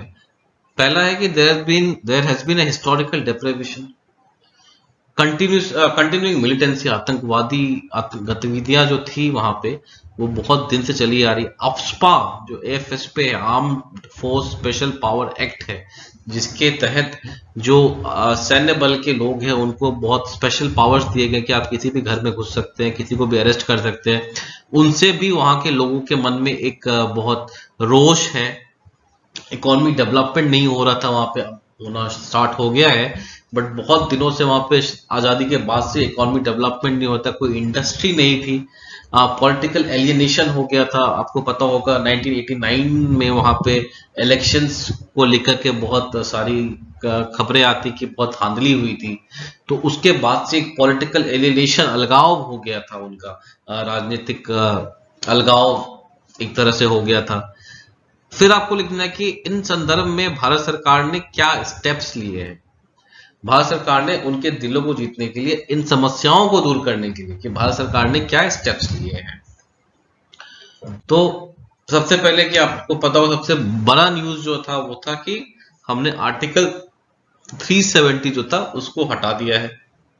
उससे फायदा क्या हुआ, इंडियन यूनियन से जम्मू एंड कश्मीर का इंटीग्रेशन और अच्छी तरीके से हो गया है। आर्टिकल 370 के अंतर्गत बहुत सारे वल्नरेबल सेक्शन थे जम्मू कश्मीर के, जो कि उतना एम्पावर्ड नहीं हो पा रहे थे। अब आर्टिकल 370 हटने से उनका एम्पावरमेंट हो रहा है। सद्भावना प्रोजेक्ट ये इंडियन आर्मी ने स्टार्ट किया है। क्या करते हैं उसके अंदर, ये वहां के जो युवा हैं उनके सपनों को साकार करने में मदद करते हैं। डिफेंस मिनिस्टर राजनाथ सिंह ने अपने एक स्टेटमेंट में बोला है कि आफ्स्पा जो है बहुत जल्दी, जैसे ही जम्मू एंड कश्मीर में परमानेंट पीस लौट के आता है, आफ्स्पा को हटा दिया जाएगा। ये भी एक बहुत अच्छी बात है। प्रोजेक्ट हिमायत शुरू किया गया। ये किससे शुरू किया गया है, ये कैपेसिटी बिल्डिंग प्रोजेक्ट है और एम्प्लॉयमेंट यूथ को देने के लिए। वहां के यूथ जो युवा है कश्मीर के, उनको उनका कैपेसिटी बिल्ड करना है, उनको स्किल्स देना है, उनको एम्प्लॉयमेंट प्रोवाइड करना है। फिर बहुत सारा इंफ्रास्ट्रक्चर बनाया जा रहा है, जैसे कि एम्स बनाया जा रहा है, आईआईटी बनाया जा रहा है, आईआईएम जम्मू बनाया जा रहा है, ठीक है ना। जवाहर टनल बनाया गया है वहां पे, चेनाब ब्रिज बनाया गया है। तो इंफ्रास्ट्रक्चर क्रिएशन भी हो, इंफ्रास्ट्रक्चर क्रिएशन होगा तो उससे भी एम्प्लॉयमेंट मिलेगा। तो ये सारे स्टेप्स भारत सरकार ने लिए हैं कश्मीर और जम्मू के लोगों के दिलों को जीतने के लिए। तो कंक्लूजन में आप क्या लिख सकते हैं कि terrorism has to be dealt two fronts. जो आतंकवाद है उसको आपको हमेशा दो मोर्चों पे लड़ाई करना पड़ेगा। पहला, जो सिक्योरिटी फोर्सेस है वो तो लड़ेंगे आतंकवादियों से, बट आतंकवाद के पीछे जो सोच है, जो कारण है, उससे भी लड़ना बहुत जरूरी है। इसके लिए भारत सरकार को जो उनके रूट कॉजेस थे, अनएम्प्लॉयमेंट हो गया या इकोनॉमिक डेवलपमेंट हो गया, उनको ठीक करना बहुत जरूरी है, ठीक है। चलिए आगे बढ़ते हैं क्वेश्चन नंबर 10 की ओर। क्वेश्चन नंबर 10 बोलता है, use of unmanned aerial vehicle, UAV, को ड्रोन भी बोलते हो, by our adversaries across the border to ferry arms, ammunition, drugs, etc. is a serious threat to the internal security. Comment on the measures being taken to tackle this threat. तो drone का इस्तेमाल आजकल हो रहा है इसके लिए, drugs के लिए। बॉर्डर के आसपास क्या करते हैं, ड्रोन के वायर ड्रग्स बॉर्डर के इस पार भेज देते हैं। कई दफा आर्म्स, गोला बारूद जो है वो भी बॉर्डर से इस पार से उस पार ड्रोन्स के वाया किया जा रहा है। तो इस रिगार्ड में भारत सरकार ने क्या कदम उठाए, ये आपको बताना है। तो ऑब्वियसली इसका जो कीवर्ड है वो आपका यूएवीज हो जाएंगे, मतलब अनमैन्ड एरियल व्हीकल हो जाएंगे।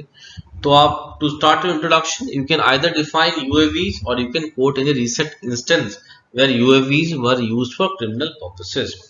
तो हाल फिलहाल में अगर आपको याद हो तो ड्रोन्स वर यूज्ड, ड्रोन का उपयोग जम्मू के वायुसेना स्टेशन पर विस्फोटक गिराने के लिए किया गया था, ठीक है ना, हाल ही फिलहाल में। और अक्सर एलओसी और अंतर्राष्ट्रीय सीमाओं के पार हथियारों और दवाओं को ले जाने के लिए भी किया जाता है। तो इससे आप अपना इंट्रोडक्शन स्टार्ट कर सकते हैं, करंट इवेंट का टच दे दिया आपने, ठीक है। या तो आप, अगर आपको याद हो तो आप यूएवी का एक डेफिनेशन भी प्रेजेंट कर सकते हैं, उससे भी आप अपना इंट्रोडक्शन स्टार्ट कर सकते हैं, ठीक है। फिर अगले पार्ट में paragraph explain how this is a security threat. ये ड्रोन यूएवी के थ्रू जो ड्रग्स का इधर से उधर किया जा रहा है या आर्म्स एंड एम्यूनिशंस का इधर से उधर किया जा रहा है, तो ये सिक्योरिटी थ्रेट कैसे है। तो उसका मेन, जैसे कि एक अभी अपने हाल में अभी देखा अपने पहले पिछले स्लाइड में कि की security assets can be targeted, Jammu के एयरफोर्स बेस पे टारगेट किया जा रहा था, ठीक है। Narco terrorism across Punjab border, मतलब ड्रग्स को इधर से उधर, अगर आप मान लीजिए देश में आपने सप्लाई चेन को रोक भी दिया, सीमा पार से जो आ रहा है उसको आप कैसे रोकेंगे। और बॉर्डर इतना लंबा है, भारत का बॉर्डर इतना लंबा है, जरूरी नहीं है कि आप हर एक मीटर पे कोई सैन्य बल खड़ा कर दोगे। ऐसे स्ट्रेचेस आएंगे जहां पे कोई नहीं होगा, कोई सैन्य बल नहीं होंगे, वहां पे बस बार्ब वायर होंगे, उसको पार कराने के लिए आपने ड्रोन का इस्तेमाल कर लिया। तो ये भी एक बहुत बड़ा खतरा है। एस्पियोनाज और surveillance activity by malicious actors, कोई एयरफोर्स बेस है या मिलिट्री का कोई इंस्टॉलेशन है, उसके ऊपर ड्रोन के थ्रू ले जाके उससे फोटो खींचा जा सकता है और उससे जासूसी या निगरानी रखी जा सकती है। फिर आप बताइए कि सरकार ने इसके तहत क्या मेजर्स लिए हैं, ड्रोन से जो भी ये इलीगल एक्टिविटीज हो रही हैं उनको रोकने के लिए सरकार ने क्या कदम उठाए हैं। तो डीआरडीओ ने क्या डेवलप किया, has developed anti drone system, ठीक है ना, एंटी ड्रोन सिस्टम इस्तेमाल बनाया है। इसका इस्तेमाल अभी हम कहाँ कर रहे हैं, लाल किला पे, रेड फोर्ट में उसका इस्तेमाल कर रहे हैं। डीआरडीओ का बनाया गया एंटी ड्रोन सिस्टम, ठीक है। उसके बाद CUAS, इसको काउंटर अनमैन्ड एयरक्राफ्ट सिस्टम भी बोलते हैं, ये टेक्नोलॉजी बनाया, ये भी डीआरडीओ ने बनाया है। इसका एग्जांपल के जैसे दुर्गा 2, ठीक है। इंटरनेशनल कोलैबोरेशन हो रहा है हमारा, यूएसए के साथ एग्रीमेंट हमने साइन किया है। ये ड्रोन से जो खतरा है उसको टैकल करने के लिए साथ इंडिया और यूएसए काम करेगी। Anti drone system has been deployed in border areas of Punjab के जो सीमावर्ती इलाके हैं वहां पे एंटी ड्रोन सिस्टम लगाया गया है ताकि ड्रग्स नार्को ट्रेड जो है उसको रोका जा सके। MHA है एस्टैब्लिश्ड एंटी रोग drone technology committee under supervision of DG BSF, जो BSF के डायरेक्टर जनरल है उनके अंतर्गत गृह मंत्रालय ने क्या किया है, एक एंटी रोग ड्रोन टेक्नोलॉजी कमेटी बनाई गई है जो कि ये स्टडी करेगी कि ऐसे रोग ड्रोन जो है उनको कैसे रोका जाए। इसके अलावा आम जनता में भी अवेयरनेस क्रिएट किया जा रहा है कि अगर ड्रोन दिखे या बॉर्डर इलाके में ड्रोन दिखे तो जल्द से जल्द सिक्योरिटी एजेंसीज को बता दिया जाए ताकि उसको मतलब टैकल किया जाए वक्त रहते हुए, ठीक है। तो कंक्लूजन में आप क्या लिख सकते हो, to conclude you can write we need a comprehensive counter drone strategy which must involve the understanding of the evolving risk posed by the malicious and illegal use of drones, as well as take a full spectrum approach to deter, detect and disrupt drone misuse.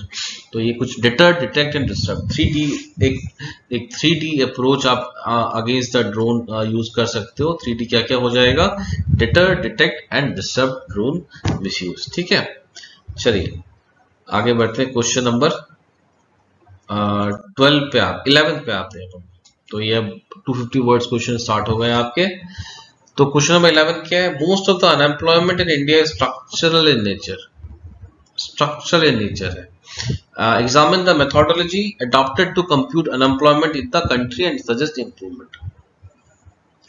सबसे पहले आपका keyword क्या हो जाएगा, structural unemployment, ये main आपका keyword हो गया। तो इंट्रोड्यूस कैसे कर सकते हैं, you can start by defining the structural unemployment. Structural unemployment को डिफाइन कर सकते हैं, क्या होता है structural unemployment, is a category of involuntary unemployment caused by differences between the skills possessed by the unemployed population and the jobs available in the market. इसको बोलते हैं स्ट्रक्चरल अनएम्प्लॉयमेंट। जैसे कि आपको टाइपराइटर, आप मान लीजिए पहले आप एक टाइपराइटर चलाने वाले इंसान थे, फिर कंप्यूटर आ गया, ठीक है ना। कंप्यूटर आते ही क्या हो गया, टाइपराइटर का जो बिजनेस था वो बंद हो गया, तो आप ऑब्वियसली आप अनएम्प्लॉयड हो जाओगे, ठीक है। पहले मान लीजिए बहुत पुराने जमाने में लोग क्या करते थे, दुकान में जोड़ घटाव करने के लिए किसी एक इंसान को रखते थे। फिर कैलकुलेटर आ गए, कंप्यूटर आ गए, उनके आने के बाद क्या हुआ, वो लोग नौकरी से चले गए। तो उस तरह के अनएम्प्लॉयमेंट को हम क्या बोलते हैं, स्ट्रक्चरल अनएम्प्लॉयमेंट बोलते हैं, स्ट्रक्चरल अनएम्प्लॉयमेंट बोलते हैं। संरचनात्मक बेरोजगारी, मेरे हिंदी के प्रोनाउंसिएशन को थोड़ा माफ कीजिएगा। तो आप बताइए कि why most of the unemployment is structural in nature. Bharat में जो सबसे ज्यादा बेरोजगारी है वो स्ट्रक्चरल क्यों है नेचर में। पहला है एजुकेशन एंड स्किल गैप। हम जो पढ़ते हैं और जो स्किल चाहिए होता है इंडस्ट्री में, उसमें बहुत बड़ा गैप होता है। आपने अगर इंजीनियरिंग किया होगा या या कोई भी स्कूल से भी पढ़ाई की होगी, तो इंजीनियरिंग में जो हमें सिखाया जाता है और जो हम जब जॉब में जाते हैं, जिस तरह का काम हमसे लिया जाता है, उन दोनों में जमीन आसमान का अंतर होता है। इसलिए आप देखेंगे इंजीनियरिंग करने के बाद भी आपको 1 महीने 2 महीने की ट्रेनिंग दी जाती है, क्योंकि उन्हें पता होता है कि इंजीनियरिंग मैंने कुछ सिखाया नहीं है, ठीक है। एक रूरल अर्बन डिवाइड होता है, ज्यादा नौकरियां अर्बन साइड में, रूरल में नौकरियां है ही नहीं।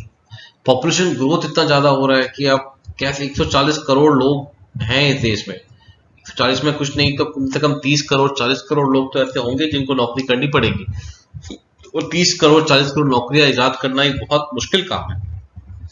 टेक्नोलॉजी डिसरप्शन, ये तो सबसे इंपॉर्टेंट होता है। कंप्यूटर आते हैं, बहुत सारी नौकरियां चली गई थी, अब आर्टिफिशियल इंटेलिजेंस आ रहा है, इंटरनेट ऑफ थिंग्स आ रहा है, ठीक है। मशीन टेक्नोलॉजी आ रही है, मशीन लर्निंग आ रही है, इससे भी हो सकता है। चैट जीपीटी बहुत बड़ा एग्जाम्पल है आपके सामने, इससे हो सकता है बहुत सारी नौकरियां चली जाए। तो ये इसको बोलते हैं हम technology disruption. Wage expectation gap, अब आपने पीएचडी कर ली है मान लीजिए कहीं से, और आपको कोई नौकरी मिल रही है, तो आपका जो एक्सपेक्टेशन होगा उस नौकरी से ऑब्वियसली किसी बीटेक वाले से अधिक होगा। पर अगर किसी बीटेक वाले और पीएचडी वाले को सेम सैलरी दिया जा रहा है सेम काम के लिए, तो एक बुरा तो लगेगा अंदर ही अंदर, है कि नहीं। इसलिए बहुत लोग नौकरियां नहीं लेते हैं, क्योंकि उनकी एक्सपेक्टेशंस जो होती है बहुत हाई होती है। देन आपको बताना है कि मेथोडोलॉजी क्या है अनएम्प्लॉयमेंट को जोड़ने का। उसमें सेंसस ऑफ इंडिया सबसे इंपॉर्टेंट होता है, उससे भी अनएम्प्लॉयमेंट कितना है पता करते हैं हम, पर वो हर 10 साल में होता है। एनएसएसओ क्या करती है, पीएलएफएस करवाती है। पीएलएफएस क्या होता है, periodic labour force survey, periodic labour force survey, PLFS. तो वो कौन करवाती है, एनएसएसओ करवाती है। लेबर ब्यूरो जो भारत का है वो भी सर्वे करवाती है अपना, उससे भी अनएम्प्लॉयमेंट कितना पता चलता है। फिर स्टेट का जो एम्प्लॉयमेंट सर्वे होता है, वो खुद का हर राज्य अपना जो उनका एक एम्प्लॉयमेंट एक्सचेंज होता है, उसमें कितने लोग आके रजिस्टर कर रहे हैं, उससे भी पता चलता है कि भारत में अनएम्प्लॉयमेंट कितना है। तो ये कुछ तरीके हैं जिससे कि हमें ये पता चलता है कि देश में, मतलब हमारे देश में अनएम्प्लॉयमेंट कितना है। तो सेंसस तो हर 10 साल में होता है, बट जो सबसे सटीक होता है, जिसको सबसे रिलायबल माना जाता है, वो पीएलएफएस होता है, पीरियोडिक लेबर फोर्स सर्वे, ठीक है। अब इंप्रूवमेंट कैसे कर सकते हैं इन सर्वेज में, इनकी फ्रीक्वेंसी बढ़ानी चाहिए। जैसे कि सेंसस 10 साल में होता है, तो सेंसस तो हम हर साल नहीं करवा सकते, बट हाँ जस्ट अनएम्प्लॉयमेंट डाटा कलेक्ट करने के आप हर महीने या हर 6 महीने में कोई सर्वे करवा सकते हैं। तो frequency should be enhanced and timeline should be maintained, और हमेशा करवाएं, ऐसा नहीं कि एक बार करवा दिया फिर छोड़ दिया, ठीक है। Region wise and industry wise background ये बहुत जरूरी है। हमें पूरे देश का पता चलता है कि 7% यहाँ पे अनएम्प्लॉयमेंट है पूरे देश में, मान लीजिए, या 10% या 20% जो भी है, बट उसका ब्रेकडाउन बहुत जरूरी है कि यूपी में कितना है, बिहार में कितना है, नॉर्थ ईस्ट में कितना है, कर्नाटका में कितना है। हो सकता है कि कर्नाटका में 0% अनएम्प्लॉयमेंट हो, बिहार में 15% हो, और पूरे भारत का वो मिला के 7% हो जाता हो। तो ये बहुत जरूरी है कि उसको ब्रेकडाउन किया जाए, ताकि स्पेशल फोकस दिया जा सके जहाँ पे अनएम्प्लॉयमेंट ज्यादा है। इंडस्ट्री वाइज ब्रेकडाउन भी बहुत जरूरी है, आईटी सेक्टर में कितना ज्यादा अनएम्प्लॉयमेंट है, या एग्रीकल्चर सेक्टर में कितना एम्प्लॉयमेंट है, ये जानना बहुत जरूरी है। यूज ऑफ टेक्नोलॉजी, अब नॉर्मल पेपर पेन लेके आप नहीं जाते हैं बाजारों में पूछने के लिए कि भैया आप एम्प्लॉयड हो कि नहीं हो। तो टेक्नोलॉजी का इस्तेमाल बहुत बढ़ गया है, ब्लॉकचेन का इस्तेमाल कर सकते हो आप, आर्टिफिशियल इंटेलिजेंस का इस्तेमाल कर सकते हो इन सब चीज़ों को रिकॉर्ड करने के लिए। इनकॉर्पोरेशन ऑफ इन्फॉर्मल सेक्टर, अभी तक जो भी हमारा एम्प्लॉयमेंट का डाटा आता था वो सब फॉर्मल सेक्टर से आता था, सब फॉर्मल सेक्टर से आता था। अगर आप मान लीजिए आप कहीं पानी पूरी बेच रहे हैं, आपकी मंथली कमाई 1 लाख रुपए है, हो सकता है ना, बट आपको एम्प्लॉयड नहीं माना जाएगा। भारत के एम्प्लॉयमेंट सर्वे के अनुसार आपको अनएम्प्लॉयड माना जाएगा। तो ये भी जरूरी है कि आप इनफॉर्मल सेक्टर को भी इनकॉर्पोरेट करो, उससे एक्चुअल जो पिक्चर है वो पता चलेगा, कम है या ज्यादा है वो अगर तभी पता चलेगा जब इनफॉर्मल सेक्टर को भी इनकॉर्पोरेट करेंगे। To conclude, you can say that to tackle the issues of unemployment, it is necessary to have proper data and use of technology such as blockchain will be very helpful. तो unemployment को दूर करने के लिए बहुत जरूरी है कि आप पहले अनएम्प्लॉयमेंट का डाटा तो लेके आओ, ठीक है ना। तो प्रॉपर डाटा होना बहुत जरूरी है और इस फील्ड में जो टेक्नोलॉजी सच एज ब्लॉकचेन का इस्तेमाल किया जा सकता है, जो कि इसको इन डाटा को और रिलायबल बनाएगी, ठीक है। चलिए आगे बढ़ते हैं क्वेश्चन नंबर 12 की ओर। वो बोलता है distinguish between care economy and monetised economy. How can care economy be brought into monetised economy through women empowerment. तो इस क्वेश्चन को आंसर करने के लिए बहुत जरूरी कि पहले आप समझो केयर इकोनॉमी होती क्या है। केयर इकोनॉमी ये होगी जैसे आपके घर में आपकी माँ है, वो काम कर रही है, ठीक है, आपका केयर करती हैं, खाना बनाती हैं, कपड़े साफ करती हैं, घर की सफाई करती हैं, बट उसका उनको पैसा नहीं मिलता है, वो फ्री में काम कर रहे हैं। तो इस तरह का जो एम्प्लॉयमेंट होता है, इस तरह की जो इकोनॉमी होती है, उसको केयर इकोनॉमी बोलते हैं। या आपकी माँ है वो, या आपके माता पिता हैं वो आपके जो बूढ़े दादा दादाजी हैं उनका ख्याल रख रहे हैं, वो भी एक तरह का केयर इकोनॉमी हो गया। या माँ है वो छोटे बहुत नवजात शिशु का ख्याल रख रही है, तो ये केयर इकोनॉमी हो गया। बट अगर आप विदेशों में जाएंगे, चलिए माँ तो नहीं पैसे लेती है, बट अगर वो नैनी सिस्टम होता है वहां पे, नैनी सिस्टम क्या होता है, वो लोग नैनी हायर करते हैं जो छोटे बच्चों का ख्याल रखते हैं, जो नवजात नए पैदा हुए बच्चों का ख्याल रखते हैं, तो वो बहुत पैसा चार्ज करते हैं उसका वो। तो अगर सिमिलर तरह से अगर इस इकोनॉमी को आप देखा जाए, केयर इकोनॉमी को, तो ये बहुत बड़ी इंडस्ट्री बन जाती है। तो बोल रहे हैं कि how can care economy brought into monetised economy through women empowerment. तो सबसे पहले कीवर्ड क्या हो गया यहाँ पे, care economy and monetised economy. So you can start your introduction by defining both the terms. The care economy encompasses unpaid and informal caregiving work. ठीक है, जैसे मैंने आपको बताया माओ का काम जो होता है often performed by women within households, while the monetized economy involves formal paid economic activities. ठीक है ना, जो नॉर्मल काम होता है जिसपे पैसा मिलता है आपको, उसको हम मोनेटाइज्ड इकोनॉमी बोलते हैं। तो प्रेजेंट डिफरेंस बिटवीन देम, उसके बीच का डिफरेंस क्या होगा। पहले नेचर ऑफ ट्रांजैक्शन जो होता है, care economy is mostly health care education which is mostly unpaid, while monetized economy is more about buying and selling goods.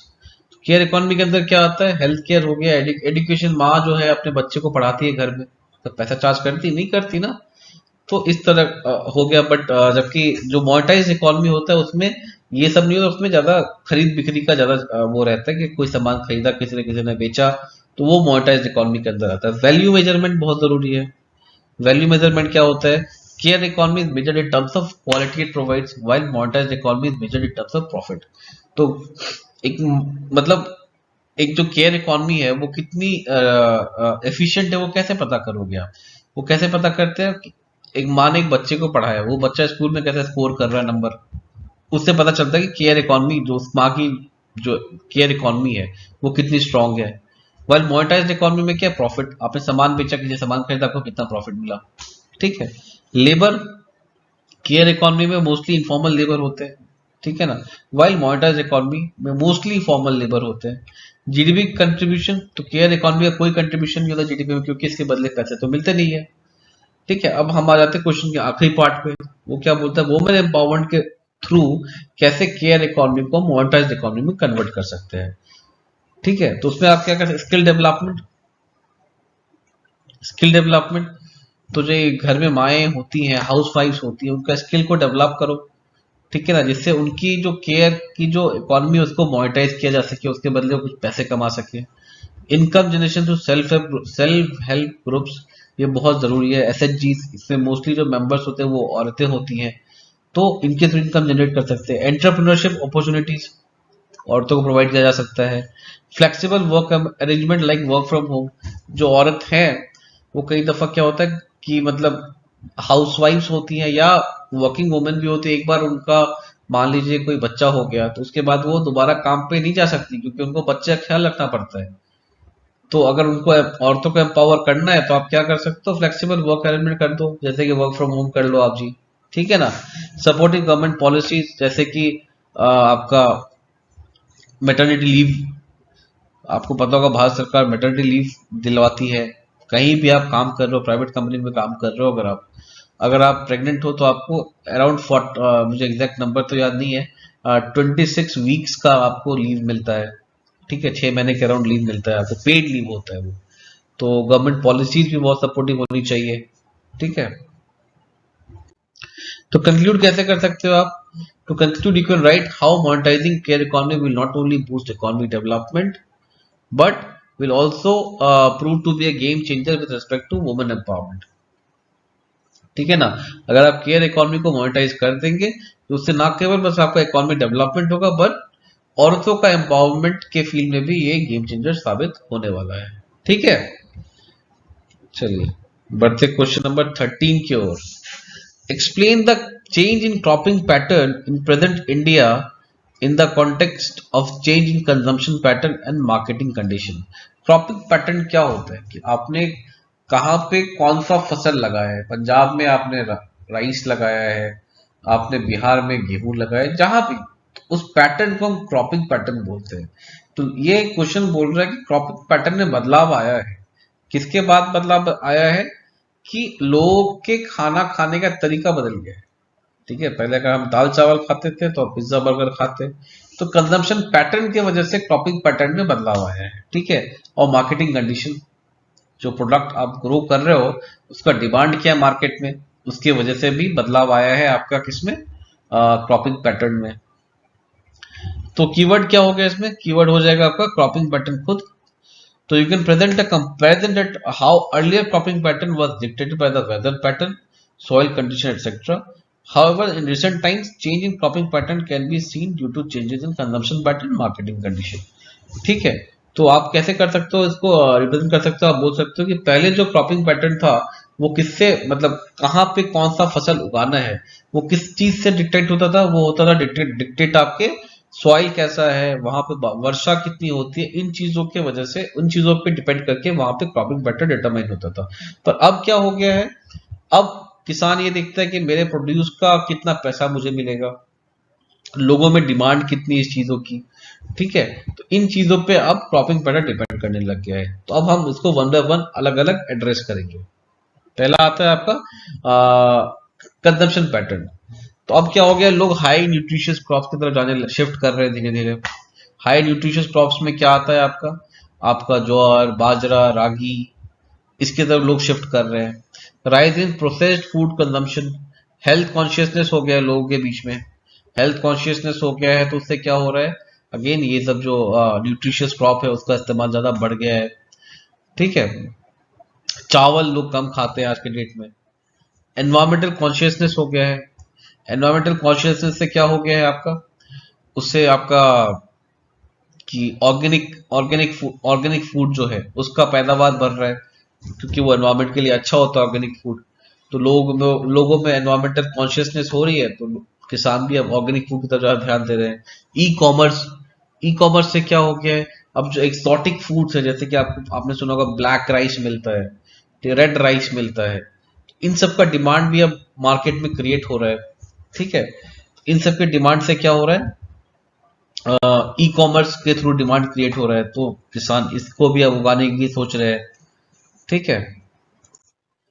अब मार्केटिंग कंडीशंस में क्या आता है, पहले एक्सपोर्ट पोटेंशियल, किसी प्रोडक्ट का एक्सपोर्ट पोटेंशियल कितना ज्यादा है, जैसे कॉटन है उसको हम मोस्टली एक्सपोर्ट करते हैं, तो एक्सपोर्ट पोटेंशियल ज्यादा होगा तो किसान ज्यादा उगाएंगे उसको। गवर्नमेंट पॉलिसीज, ठीक है ना, जिन प्रोडक्ट्स पे हमें किसानों को एमएसपी मिलता है किसान उस पर ज्यादा फोकस करते हैं, उसे ज्यादा उगाते हैं। एक्सटर्नल फैक्टर्स भी होते हैं। ये क्या होता है, जैसे मान लीजिए अभी रशिया यूक्रेन में युद्ध छिड़ गया है तो हो सकता है गेहूं की दुनिया में कमी आ जाए, तो किसान हो सकता है गेहूं ज्यादा होगा इस बार, कि यहीं से हम सप्लाई करते हैं, दुनिया में डिमांड बढ़ने वाला है। Fluctuation in commodity prices, again आप युद्ध हो जाए कहीं पे तो हो सकता है किसी का कमोडिटी का प्राइस घट जाए बहुत ज्यादा, तो उसको नहीं उगाएंगे। हो सकता है वो बढ़ जाए बहुत ज्यादा, उसको उगाएंगे। तो ये सब मार्केटिंग कंडीशंस के वजह से भी कई दफा क्या होता है, हमारा क्रॉपिंग पैटर्न डिटरमाइन होता है। To conclude you can write that above conditions must be kept in mind before agriculture related policies are being framed। जो हम कृषि संबंधित कोई भी नियम या कानून बना रहे हैं, तो जो ये कंडीशंस है जिसपे क्रॉपिंग पैटर्न डिटरमाइन होता है हमारा, उसको भी हमें हमारे दिमाग में रखना चाहिए, सरकार को अपने दिमाग में रखना चाहिए कोई भी कृषि संबंधित कानून बनाने से पहले। ठीक है, चलिए अब बढ़ते क्वेश्चन नंबर 14 की ओर। What are the direct and indirect subsidies provided to farm sector. ठीक है ना, direct and indirect subsidies provided to the farm sector in India. Discuss the issues raised by the World Trade Organization in relation to agriculture subsidies.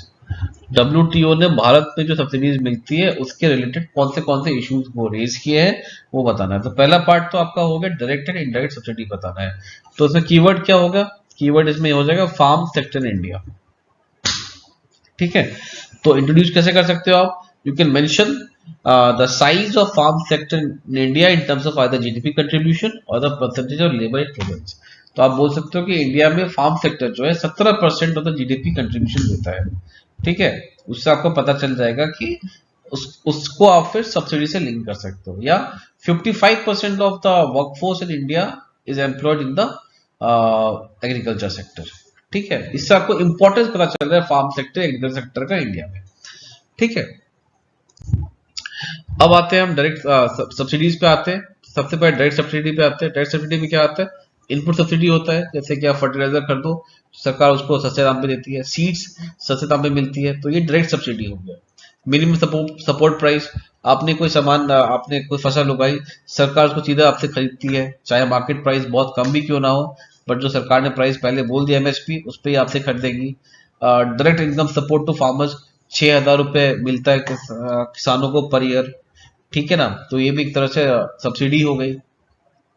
Indirect subsidy में क्या आता है, उसमें जैसे कि इंफ्रास्ट्रक्चर डेवलपमेंट, इरिगेशन के लिए कैनाल बनाए जा रहे हैं, डैम्स बनाए जा रहे हैं। ठीक है ना, वो इरिगेशन का पानी आता है, किसान के फील्ड में है, किसान के खेत में पानी आता है, बट वो डैम बनाया सरकार ने, तो एक तरह से इनडायरेक्ट सब्सिडी हो गया। इलेक्ट्रिसिटी सब्सिडी, ठीक है, ये क्या होता है कि बिजली बिल पे आपको रियायत मिलती है, किसानों को रियायत मिलती है। तो क्रेडिट सब्सिडी क्या होता है, क्रेडिट सब्सिडी होता है कि मान लीजिए किसान ने किसी बैंक से लोन लिया है, सरकार कई दफा लोन माफ कर देती है, या जो इंटरेस्ट रेट होता है उसको कम कर देती है। इंश्योरेंस सब्सिडी, जैसे कि कृषि बीमा योजना होता है, किसान बीमा योजना होता है, तो उसका जो प्रीमियम होता है वो सरकार अपनी तरफ से पे करती है, या सब्सिडाइज प्रीमियम होता है उसका। तो ये सब चीजें भी आती है इनडायरेक्ट सब्सिडी में। अब बात आता है कि इशू WTO ने क्या इश्यूज रेज किए हैं, कि ट्रेड डिस्टॉर्शन और अनफेयर कंपटीशन। अगर सब्सिडी देगी सरकार तो उससे क्या होगा, ट्रेड डिस्टॉर्शन होगा और कंपटीशन जो अनफेयर होगा। मान लीजिए कोई किसान सब कुछ अपने पैसे से इलेक्ट्रिसिटी का बिल पूरा, किसी देश का किसान बिजली का बिल पूरा पे कर रहा है, सरकार से कोई मदद नहीं है, आपका बीज का पूरा दाम दे रहा है, फर्टिलाइजर का पूरा दाम दे रहा है, इरिगेशन का पूरा पैसा दे रहा है, तो एक अनफेयर कंपटीशन हो जाएगा। ये उसके बदले भारत में किसान को बहुत सब्सिडी मिल रही है। क्लासिफिकेशन सब्सिडीज, डायरेक्ट इनडायरेक्ट में कुछ सब्सिडी अलाउ होता है, कुछ नहीं होता है। Impact global trade against WTO rules of agreement on agriculture. WTO के अंदर एक एग्रीमेंट ऑन एग्रीकल्चर हुआ था जहां पे सब्सिडी को क्लासिफाई किया था कौन सा सब्सिडी अलाउड है, कौन सा सब्सिडी अलाउड नहीं है। तो WTO ऐसा मानता है कि भारत में जो सब्सिडी मिलती है वो उनके इस एग्रीमेंट ऑन एग्रीकल्चर के अगेंस्ट है। तो कंक्लूजन में आप क्या लिख सकते हो, that India is an agrarian country and subsidy is a necessity to support the poor farmers। कि भारत एक कृषि प्रधान देश है और सब्सिडी जरूरी है, क्योंकि यहाँ पे जो किसान है काफी गरीब है, तो सब्सिडी काफी जरूरी है। However, steps must be taken to ensure proper disbursement and rational identification of beneficiaries। Subsidy जरूरी है, बट बहुत जरूरी है कि आप उसके एक्चुअल बेनिफिशियरीज है, किसे बहुत जरूरत है उसे ही देना चाहिए। ये नहीं कि आप ब्लैंकेट हर किसान को दे रहे हैं। बहुत किसान तो ऐसे भी जो बहुत वेल टू डू है, उनका इनकम बहुत ज्यादा है, तो उनको ये सब्सिडी नहीं मिलनी चाहिए। जो इसके डिजर्विंग कैंडिडेट है उनको मिलनी चाहिए और उसका डिसबर्समेंट भी करप्शन फ्री मैनर में हो। ठीक है, चलिए आगे बढ़ते हैं क्वेश्चन नंबर 15 की ओर। 15 क्वेश्चन क्या बोल रहा है?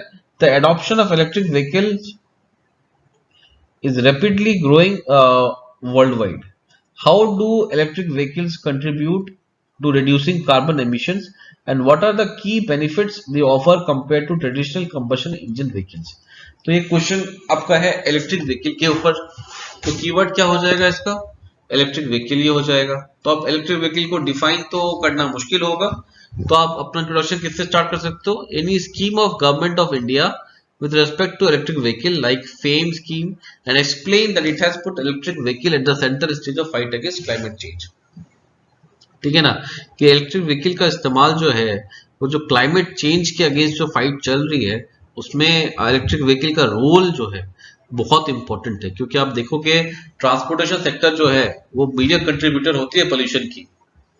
अभी दिल्ली में हवा बहुत प्रदूषित है, तो अगर आप उसको देखोगे जो ट्रांसपोर्टेशन सेक्टर है उसका बहुत योगदान रहता है प्रदूषण में।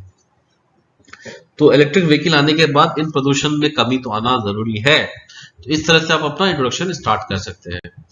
ठीक है, अब आप बताइए कि ये कार्बन रिडक्शन कैसे करता है? जो आपका इलेक्ट्रिक व्हीकल होता है ये कार्बन रिडक्शन कैसे करता है?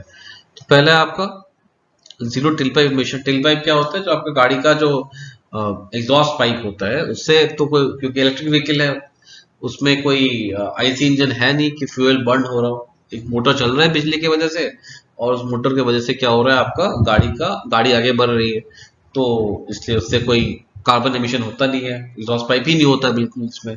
कार्बन इंटेंसिटी ऑफ इलेक्ट्रिसिटी कम होता है इससे। Life cycle emission lesser than IC engine vehicle. Life cycle emission क्या होता है कि गाड़ी के बनने में और मैन्युफैक्चरिंग में जो भी, और उसके फिर रनिंग में जितना भी प्रोसेस है उसमें जो कार्बन का एमिशन है तो वो compare to IC engine electric vehicle में कम होता है। ठीक है ना, फॉसिल फ्यूल पे डिपेंडेंस होता ही नहीं है, लेस क्या होता ही नहीं है। मोर बूस्ट फॉर रिन्यूएबल एनर्जी, क्योंकि आप देखोगे जैसे जैसे इलेक्ट्रिक व्हीकल का डिमांड बढ़ेगा तो बिजली का डिमांड भी बढ़ेगा और ज्यादा फोकस हमारा रिन्यूएबल पे होगा। क्योंकि अगर आप इलेक्ट्रिक व्हीकल का इस्तेमाल कर रहे हो और थर्मल पावर प्लांट से इलेक्ट्रिसिटी का यूज कर रहे हो तो बात तो बराबर ही हो जाएगी। इससे क्या होगा, ज्यादा इन व्हीकल्स में इस्तेमाल रिन्यूएबल जो बिजली है, इलेक्ट्रिसिटी है, उसका इस्तेमाल किया जाए। ठीक है, अब आपको बताना है कि ये कंबशन इंजन जो आईसी इंजन होता है उससे बेटर कैसे है। तो इसमें कुछ फैक्चुअल चीज आपको बतानी पड़ेगी, जैसे कि कार्बन एमिशन जो होता है वो कार्बन एमिशन अराउंड 60 to 70% कम होता है आपके इलेक्ट्रिक व्हीकल में compare to IC engine vehicle में। ठीक है ना, एनर्जी एफिशिएंट भी ज्यादा होता है, एटलीस्ट 3 टाइम्स मोर एफिशिएंट होता है ये कंपेयर टू आपका कंबशन इंजन। नॉइज पोल्यूशन, क्योंकि आप देखोगे जो आईसी इंजन चलता है तो उसका आवाज बहुत ज्यादा होता है, और ये इलेक्ट्रिक व्हीकल जब चलता है आपका टेस्ला वगैरह कार देखोगे कोई आवाज होता ही नहीं एक तरह से, तो नॉइज पोल्यूशन कम होता है। रीजनरेटिव ब्रेकिंग होती है। रीजनरेटिव ब्रेकिंग क्या होती है कि कार तो मोटर ऐसे घूम रहा है तो उससे कार क्या होता है, आगे चल रहा होता है, तो जब ब्रेक लगाते हो तब ये मोटर क्या होता है, उल्टे डायरेक्शन में घूमने लग जाता है। अभी पहले अगर मान लो ऐसे घूम रहा था, ब्रेक लगाते इधर घूमने लग जाता है, उससे क्या होता है कि मोटर खुद ब खुद रिचार्ज हो जाता है। ठीक है ना, जो बिजली होता है वो खुद प्रोड्यूस करके दोबारा चार्ज हो जाता है, इसको हम क्या बोलते हैं, रीजनरेटिव ब्रेकिंग बोलते हैं। ऑपरेटिंग कॉस्ट जो होता है, ठीक है ना, मेंटेनेंस वगैरह गाड़ी की जो हो गई वो सब मिला के जो ऑपरेटिंग कॉस्ट होता है, और आप ऑपरेटिंग कॉस्ट में ये भी देख लो कि जो नॉर्मल आईसी इंजन व्हीकल है उसमें फ्यूल डलता है, इसमें आप बिजली से गाड़ी को चार्ज करते हो। तो अगर ओवरऑल कॉस्ट देखोगे तो जो इलेक्ट्रिक व्हीकल होता है उसका ऑपरेटिंग कॉस्ट कम होता है compare to IC engine vehicles. ठीक है, to conclude you can write that EV is the future, electric vehicle is भविष्य है, and steps should be taken to create associated infrastructure like charging stations and conducive government policies। क्योंकि जितना electric vehicle बढ़ेगा तो charging station का demand उतना बढ़ जाएगा। जैसे कि आज के डेट में आप हर गली नुक्कड़ में पेट्रोल पंप देखते हो या गैस पंप देखते हो, उस तरह से चार्जिंग स्टेशन भी होने पड़ेंगे, तभी ये इलेक्ट्रिक व्हीकल जैसा कोई स्कीम सक्सेसफुल हो पाएगा भारत जैसे देश में। ठीक है, चलिए आगे बढ़ते हैं, क्वेश्चन नंबर 16 पे आते हैं। 16 क्या है, what is the main task of India's third moon mission which could not be achieved in its earlier missions. List the countries that have achieved this task, introduce the system in the spacecraft launched, and explain the role of the virtual launch control center at the Vikram Sarabhai Space Center which contributed to the successful launch of Sriharikota. इस question के 4 part है। ये कितना कठिन question है, इसके 4 part है, चारों बहुत स्पेसिफिक और टेक्निकल है। तो आपको आता है तो आएगा, नहीं आता तो नहीं आएगा। हो सकता है कि बहुत लोगों ने इस क्वेश्चन को छोड़ भी दिया हो, नॉट बिकॉज तुमको कुछ नहीं आता है, बिकॉज टाइम की कमी। इतना ज्यादा लिखना बहुत मुश्किल बात होती है मेंस में, ठीक है। इसलिए मैं आपको हमेशा गुजारिश करूंगा कि आप असली अपना मेंस लिखने से पहले बहुत ज्यादा मॉक टेस्ट दे, घर बैठे आंसर्स लिखे, अपने टाइमिंग और स्पीड को सुधारे, तभी आप, वरना कई दफा ऐसा होगा कि आप जानते हुए भी आपके पास टाइम नहीं बचा रहेगा, आपका कॉपी छीन लिया जाएगा, फिर आप बोलोगे घर आकर के। इसलिए प्रैक्टिस बहुत से बहुत अधिक करें, ठीक है। तो पहला क्या था, कीवर्ड फाइंड करना, तो वो तो ये हो जाएगा आपका थर्ड मून मिशन। तो यहाँ पे आप ये बता सकते हैं कि मून मिशन जो चंद्रयान 3 था, ये कब हुआ था, कौन से रॉकेट से छोड़ा गया था इसको, ठीक है ना, और कहां से लॉन्च किया गया था। इन चीजों को आप लिखकर इंट्रोडक्शन दे सकते हैं। Chandrayaan 3 was launched on this particular date via GSLV Mark 3 rocket, जो भी था, ठीक है ना, वो इन्फॉर्मेशन आप यहाँ पे मेंशन कर सकते हैं। देन सीधा फर्स्ट पार्ट पे आते हैं हम कि ऐसा इसका क्या ऑब्जेक्टिव था जो कि जो इससे पहले जो हमारा मून मिशन था जो पूरा नहीं कर पाया था, ऐसा क्या ऑब्जेक्टिव था इसका। पहला था कि to demonstrate the capability in safe landing and roving on the lunar surface, especially at the moon south pole. Safely land करे, क्रैश लैंड ना करे। आपको पता होगा चंद्रयान 2 जो था वो क्रैश लैंड कर गया था उसका रोवर। तो मेन पहले तो ऑब्जेक्टिव था कि क्रैश लैंड ना करे, सक्सेसफुली लैंड करे वहां पे, और साउथ पोल जो है मून का उस पे रोवर्स चले, मतलब इस स्पेसक्राफ्ट मिशन का जो रोवर होगा, प्रज्ञान रोवर जिसका नाम है, वो मून के साउथ पोल जो डार्कर साइड है उस पे चले।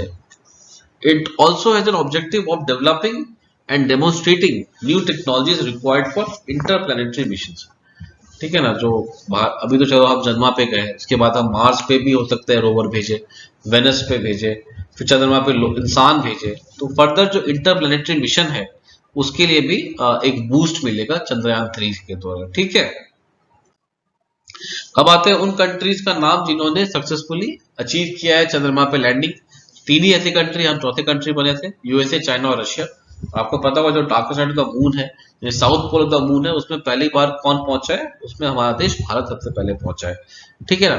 अब सब सिस्टम्स के बारे में बात करते हैं। तो कुछ ये टेक्निकल नाम है, आपको इनकी डिटेल्स आपको खुद पढ़ने चाहिए, क्योंकि अब तो ये प्रश्न पूछ लिया गया तो ये बता के फायदा नहीं है। बट जैसे शेप एक सब सिस्टम था, इल्सा एक सब सिस्टम था, रंभा एक सब सिस्टम था, प्रज्ञान रोवर तो आपको पता ही होगा, जो रोवर जो चंद्रमा के सरफेस पे चल रहा था, प्रज्ञान रोवर। LIBS एक सब सिस्टम था। तो आप इन सब सिस्टम्स के बारे में आप पढ़े, इसके बारे में ज्ञान अर्जित करें खुद से, और क्योंकि अब एग्जाम रेलेवेंस का कम रहता है इसलिए मैंने डिटेल यहाँ पे दिया नहीं चाहता। फिर आता है role of virtual launch control centre, VLCC का रोल क्या था, तो नाम क्या है, Satish Dhawan Space Center in Sriharikota serves as the physical launch site and is the final launch command center, while remote system checkouts was conducted from the VLCC located Thumba. तो VLCC कहाँ located, पहली बात है थुम्बा में located है, ठीक है ना। सतीश धवन स्पेस सेंटर श्रीहरिकोटा से फाइनल लॉन्च हुआ था, बट उसका रिमोट सिस्टम चेकआउट कहाँ से हो रहा था, कनेक्ट हो रहा था, ये हो रहा था VLCC थुम्बा से, ठीक है ना। तो ये जो VLCC Thumba is ISRO's lead unit for launch vehicles and is responsible for the design and development of LVM-3 launch vehicle which successfully transported Chandrayaan 3. तो जो LVM-3 था उसका लॉन्च व्हीकल जो था उसका डिजाइन और डेवलपमेंट किसने किया था, इसी VLCC ने किया था। और ये VLCC facility allows the ISRO to remotely carry out system checkouts on the launch vehicle prior to a mission to make sure that they are working properly. तो भी सिस्टम चेकआउट, मिशन लॉन्च होने से पहले जो system checkout किया जाता है वो भी कैरी आउट यही कंट्रोल सेंटर करती है, ठीक है ना, जिससे कि हमारा मिशन जो फेल ना करे, क्योंकि प्री चेक बहुत जरूरी होता है किसी भी मिशन के लिए। मिशन तो दूर की बात है, अगर आप एरोप्लेन से कहीं जा रहे हो उससे पहले भी आप देखोगे जो पायलट है वो 1000 बार प्री चेक करता है, कोई भी फेलियर ना हो। तो इतने बड़े मिशन जो चंद्रमा पे जा रहा है, तो उसमें सोचो कितना ज्यादा प्री चेक करना पड़ता होगा मिशन के सक्सेस के लिए। ठीक है, तो कंक्लूजन में आप क्या लिख सकते हो? आप ये लिख सकते हो कि Chandrayaan 3 is a milestone in India space programme and will act as an inspiration for other future programmes like Gaganyaan and Shukrayaan. Chandrayaan 3 जो है वो हमारे स्पेस प्रोग्राम में मील का पत्थर साबित हुआ है, और जो फ्यूचर में जो स्पेस प्रोग्राम आने वाले हैं, जैसे कि आपका गगनयान है, शुक्रयान है, उसके लिए एक इंस्पिरेशन का काम करेगा। ठीक है, चलिए बढ़ते क्वेश्चन नंबर 17 की ओर। 17 क्या बोलता है? Comment on the National Wetland Conservation Program initiated by the Government of India and name a few India's wetland of international importance included in the Ramsar site। तो जो लास्ट पार्ट है वो बहुत आसान है, आपको कुछ वेटलैंड के नाम बताने हैं, बट जो पहला है वो अगेन बहुत स्पेसिफिक हो जाता है। अगर आपको नेशनल वेटलैंड कंजर्वेशन प्रोग्राम के डिटेल्स नहीं पता है तो इस क्वेश्चन को आंसर करना मुश्किल होगा। और मैं सोचा हमेशा यही रहा है कि वाइल्ड गैस ना दे आपको। अगर आपने पढ़ा है कहीं पे, आपको हो सकता है 2-3 पॉइंट्स याद हो, एक दो आप भूल रहे हो, तो वहां पे आप गेस कर सकते हैं, बट आपने कभी पढ़ा ही नहीं है, बस वेटलैंड के नाम से आप लिखने बैठ जाओगे तो ये kind of negative impression create कर देगा। ठीक है, तो कीवर्ड तो इसका क्या हो जाएगा? कीवर्ड तो इसका वेटलैंड ही हो जाएगा। तो इंट्रोडक्शन में क्या करना है आपने? वेटलैंड को डिफाइन करना है। तो वेटलैंड क्या होता है? Wetland are areas where water covers the soil or is present either at or near the surface of the soil all year or for varying periods of time during the year including during the growing season। क्या wetland होता है? ये क्षेत्र वह है जहां पानी मिट्टी को ढक लेता है, ठीक है ना, या पूरे वर्ष मिट्टी की सतह पर या उसके निकट मौजूद रहता है, या वर्ष के दौरान अलग अलग समय के लिए जिसमें बढ़ते मौसम के दौरान भी मौजूद रहता है। ठीक है ना, तो जहां भी पानी हो, मिट्टी को पानी ने कवर कर दिया, उस एरिया को हम क्या बोलते हैं? वेटलैंड बोलते हैं, वेटलैंड बोलते हैं। ठीक है, तो नेशनल वेटलैंड कंजर्वेशन प्रोग्राम पे कमेंट करना है, तो उसका काम क्या क्या होता है? आइडेंटिफिकेशन, क्लासिफिकेशन, वेटलैंड को आइडेंटिफाई करना कि ये जो एरिया है, पर्टिकुलर एरिया, ये वेटलैंड है, उसको आइडेंटिफाई करना और क्लासिफाई करना है वेटलैंड, बहुत जरूरी है। फाइनेंशियल असिस्टेंस प्रोवाइड करता है ये प्रोग्राम स्टेट गवर्नमेंट्स को इन वेटलैंड के कंजर्वेशन के लिए। ठीक है ना, कैपेसिटी बिल्डिंग किसका? वहां के लोगों का, स्टेट के लोगों का, कि इस वेटलैंड को कैसे कंजर्व किया जा सकता है। ठीक है, रिसर्च एंड डेवलपमेंट करता है, अगर कोई वेटलैंड अगर खराब हो रहा है तो क्यों खराब हो रहा है, उसके पीछे कारण क्या है, उसके ऊपर रिसर्च किया जाता है अंतर्गत किसके? नेशनल वेटलैंड कंजर्वेशन प्रोग्राम के अंतर्गत। बायोडाइवर्सिटी कंजर्वेशन किया जाता है, तो सिंपल है। मॉनिटरिंग एंड असेसमेंट, वेटलैंड को मॉनिटर किया जाता है कि अगर उसमें कोई खराबी आ रही है, अगर प्रदूषण फैल रहा है, उसको मॉनिटर किया जाता है और जल्द से जल्द स्टेप लिए जाते हैं उसको ठीक करने के लिए। ठीक है, to mention some of the important wetlands of India, आपको पता होना चाहिए। सुंदरबन कहाँ है? वेस्ट बंगाल में। चिलिका लेक आपको पता है उड़ीसा में है। केलोदेव नेशनल पार्क आपको पता है राजस्थान में है। लोकटक लेक कहाँ है? लोकटक लेक आपका मणिपुर, नॉर्थ ईस्ट इंडिया में है। तो ये कुछ नाम होगा किसके? इंपॉर्टेंट वेटलैंड्स ऑफ इंडिया के। ठीक है, अब कंक्लूजन में आप क्या लिख सकते हो? The National Wetland Conservation Program जो इंडिया का serves as a cornerstone in India's effort to conserve the these vital ecosystem। मतलब कौन सा vital ecosystem? Wetlands।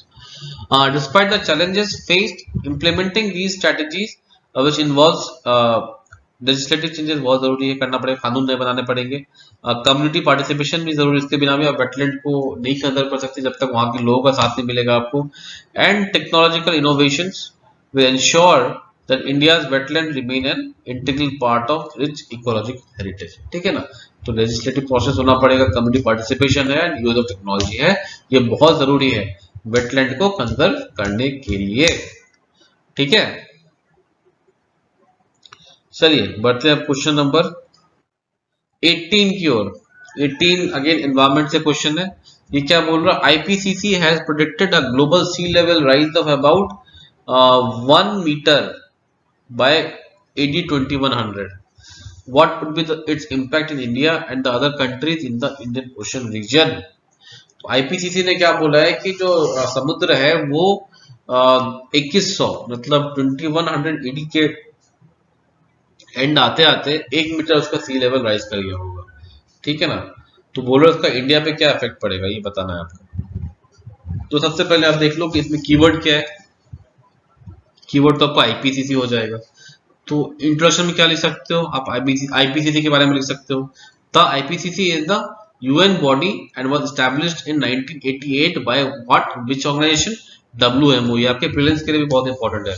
आईपीसीसी को किसने एस्टैब्लिश किया, डब्ल्यूएमओ, और किसने, और किया था साथ में यूएनईपी ने, ठीक है ना, यूनाइटेड नेशंस एनवायरमेंट प्रोग्राम ने मिलके, डब्ल्यूएमओ और यूएनईपी ने मिलके 1988 में आईपीसीसी की स्थापना की थी। तो आईपीसीसी के 6th असेसमेंट रिपोर्ट, उसमें ये कहा गया है कि 2100 एडी तक जो सी लेवल है वो 1 मीटर राइज कर जाएगा, ठीक है ना। आईपीसीसी के 6th असेसमेंट रिपोर्ट में ऐसा कहा गया। आईपीसीसी कब बना था, ये 1988 में बना था। किसने बनाया था, डब्ल्यूएमओ और यूएनईपी ने मिलकर बनाया था, ठीक है। चलिए आगे बढ़ते हैं। तो आप यहाँ पे, जैसे कि मैंने आपको पेपर 1 के आंसर में बताया था कि यहाँ भी मैप बनाने का स्कोप बने, उस स्कोप को ना छोड़ा करें। तो यहाँ भी आप मैप बना सकते हैं। आप दिखा सकते हैं कि ये इंडिया है और इसके चारों तरफ जो इंडियन ओशन रीजन है, आप दिखा सकते हैं कि इन रीजन के बारे में पर्टिकुलर क्वेश्चन पूछा जा रहा है, ठीक है ना। Then mention the impact of ocean rise on India and countries in the Indian Ocean region. You can subdivide into, आप जो इम्पैक्ट होगा उसको एक साथ ना लिखे, क्योंकि 15 मार्क का क्वेश्चन है, आपके पास बहुत स्कोप बचता है यूज वर्ड यूज करने के लिए।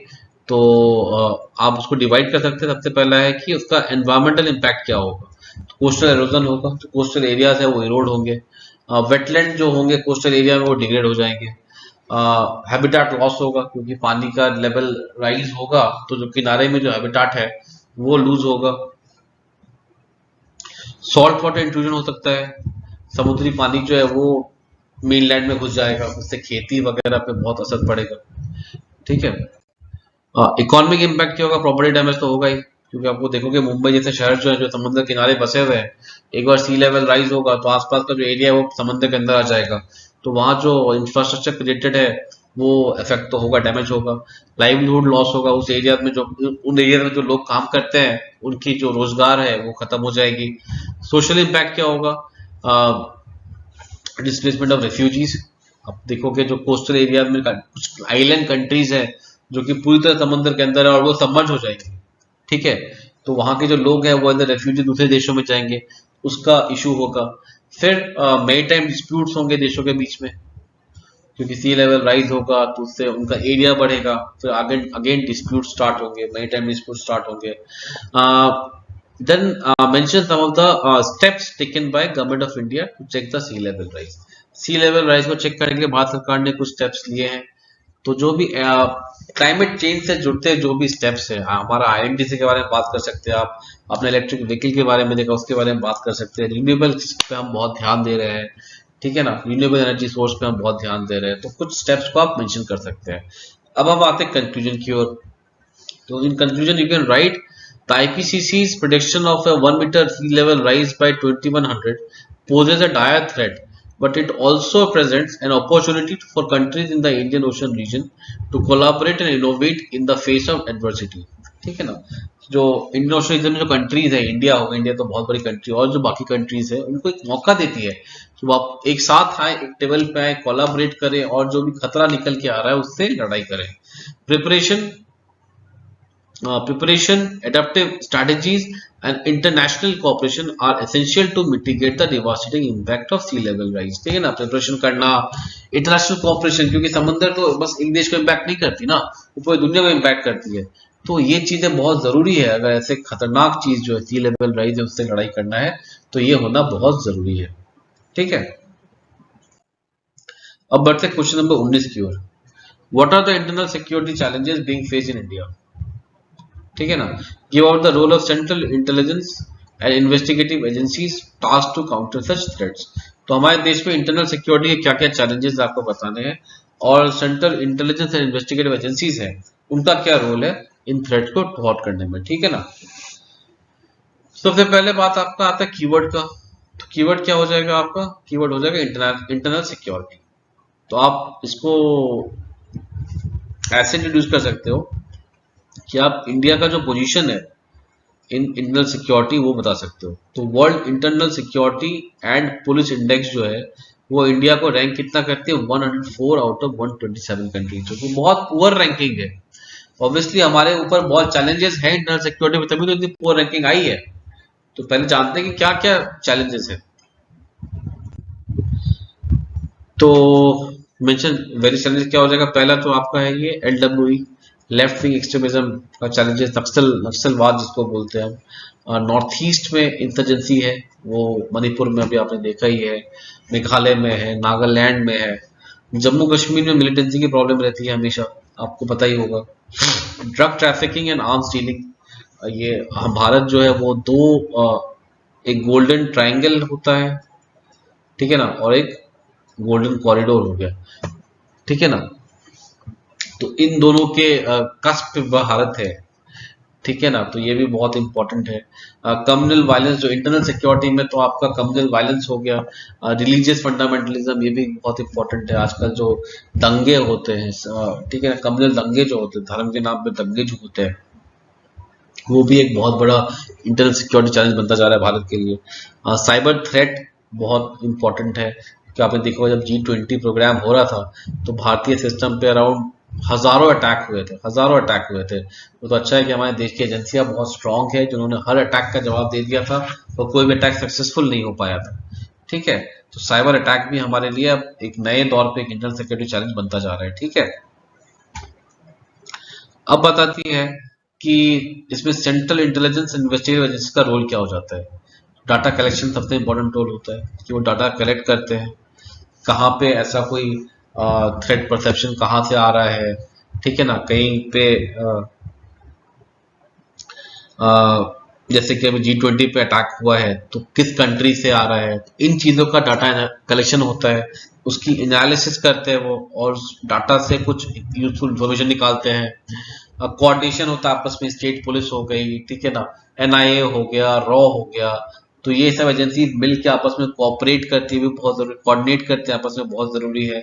क्रॉस बॉर्डर ऑपरेशंस होते हैं सिक्योरिटी एजेंसीज के, जैसे कि आपने सर्जिकल स्ट्राइक्स देखा होगा, एयर स्ट्राइक्स देखा होगा बालाकोट में, ये क्रॉस बॉर्डर ऑपरेशन होता है।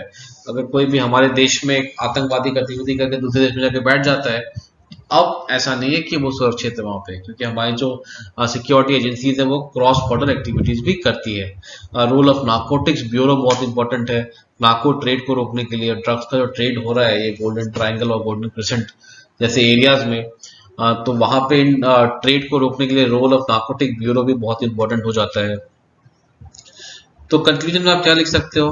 To conclude you can write, India needs to improve its internal security infrastructure capability of law enforcing agency, क्योंकि हम इतने ज्यादा इंटरनल सिक्योरिटी थ्रेट से जूझ रहे हैं, तो उनसे फाइट करने के लिए हमें अपने इंटरनल सिक्योरिटी को इम्प्रूव करना पड़ेगा, उसका इंफ्रास्ट्रक्चर इम्प्रूव करना पड़ेगा, और जो हमारे लॉ एनफोर्सिंग एजेंसीज है उनका जो कैपेबिलिटी है, ठीक है ना, वो भी इम्पोर्टेंट है, उसको भी हमें इम्प्रूव करना पड़ेगा, ठीक है। चलिए अब बढ़ते हैं हम अपने अगले क्वेश्चन की ओर, जो हमारा आखिरी क्वेश्चन होगा आज के वीडियो का।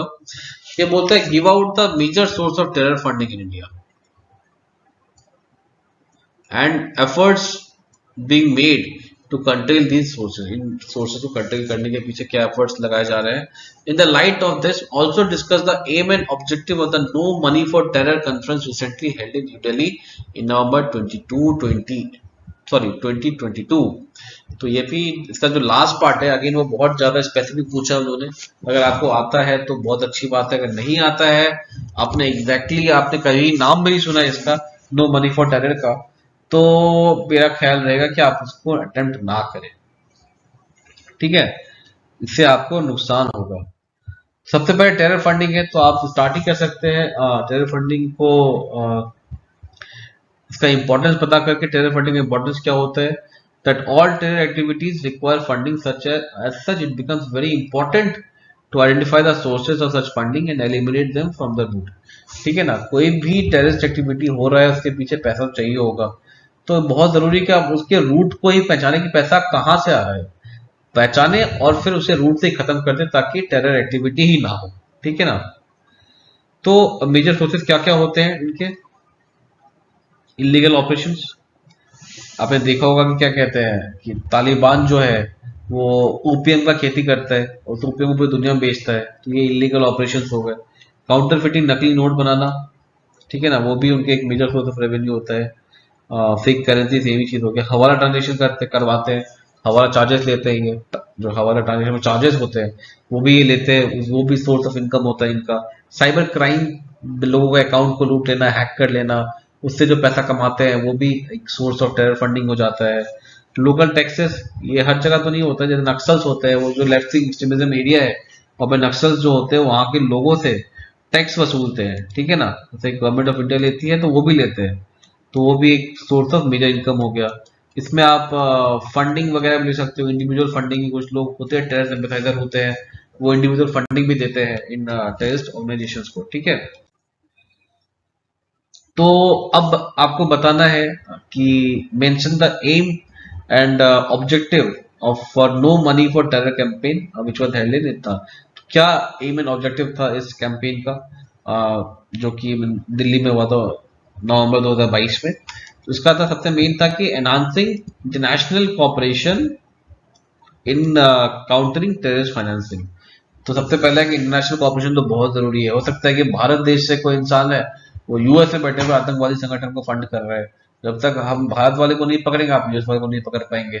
इसलिए इंटरनेशनल कोऑपरेशन बहुत जरूरी है, ठीक है ना। Share best practices and tools for detecting and preventing terrorist financing, ठीक है ना। अगर कोई कंट्री है उसके पास बेटर टूल है तो वो आपस में सब में शेयर करे ताकि हर कंट्री को उसका फायदा मिले। पहले आपको पैसा लेना है, पैसा ले लो उसका, ठीक है ना। Promote the development and implementation of robust policies and regulations, ये भी उसका एक एम एंड ऑब्जेक्टिव था no money for terror campaign का। Address emerging threats and evolving methods used by terrorist for financing, ठीक है ना। जो भी नया नया मेथड निकल रहा है फाइनेंस करने का टेररिस्ट एक्टिविटी को, उसको एड्रेस कर, उसको आइडेंटिफाई करना है और उसको एनालाइज करना है, फिर उसके लिए सोल्यूशन देकर उसे खत्म करना है, ठीक है। लास्ट में आप क्या लिख सकते हैं कंक्लूड करने में कि combating terror financing is not just a national but a global imperative, ठीक है ना। टेरर फंडिंग को रोकना बस नेशनल फंड इंपेरेटिव नहीं है, एक इंटरनेशनल इंपेरेटिव हो गया, ठीक है ना।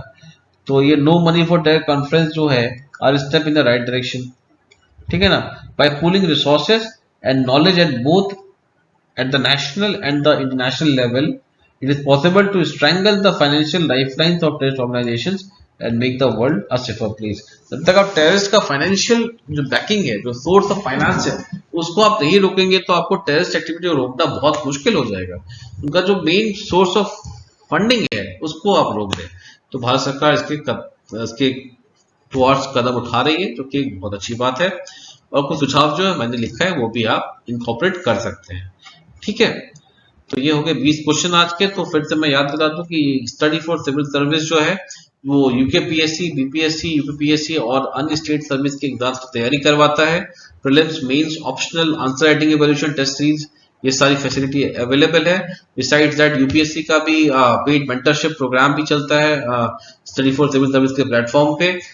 स्टडी फॉर सिविल सर्विस ने अपना एक ऐप निकाला है, आप उस ऐप को डाउनलोड कर सकते हैं। उस ऐप में बहुत सारे मटेरियल मिलेंगे आपको, प्रीवियस क्वेश्चंस मिल जाएंगे, करंट अफेयर्स के मटेरियल मिल जाएंगे, तो उनको पढ़ के आप अपनी तैयारी को और भी अच्छा कर सकते हैं। चलिए मिलते हैं अगले वीडियो में जहाँ पे हम देखेंगे जीएस पेपर 4 यूपीएससी एग्जाम 2023। चलिए, थैंक यू, गुड बाय।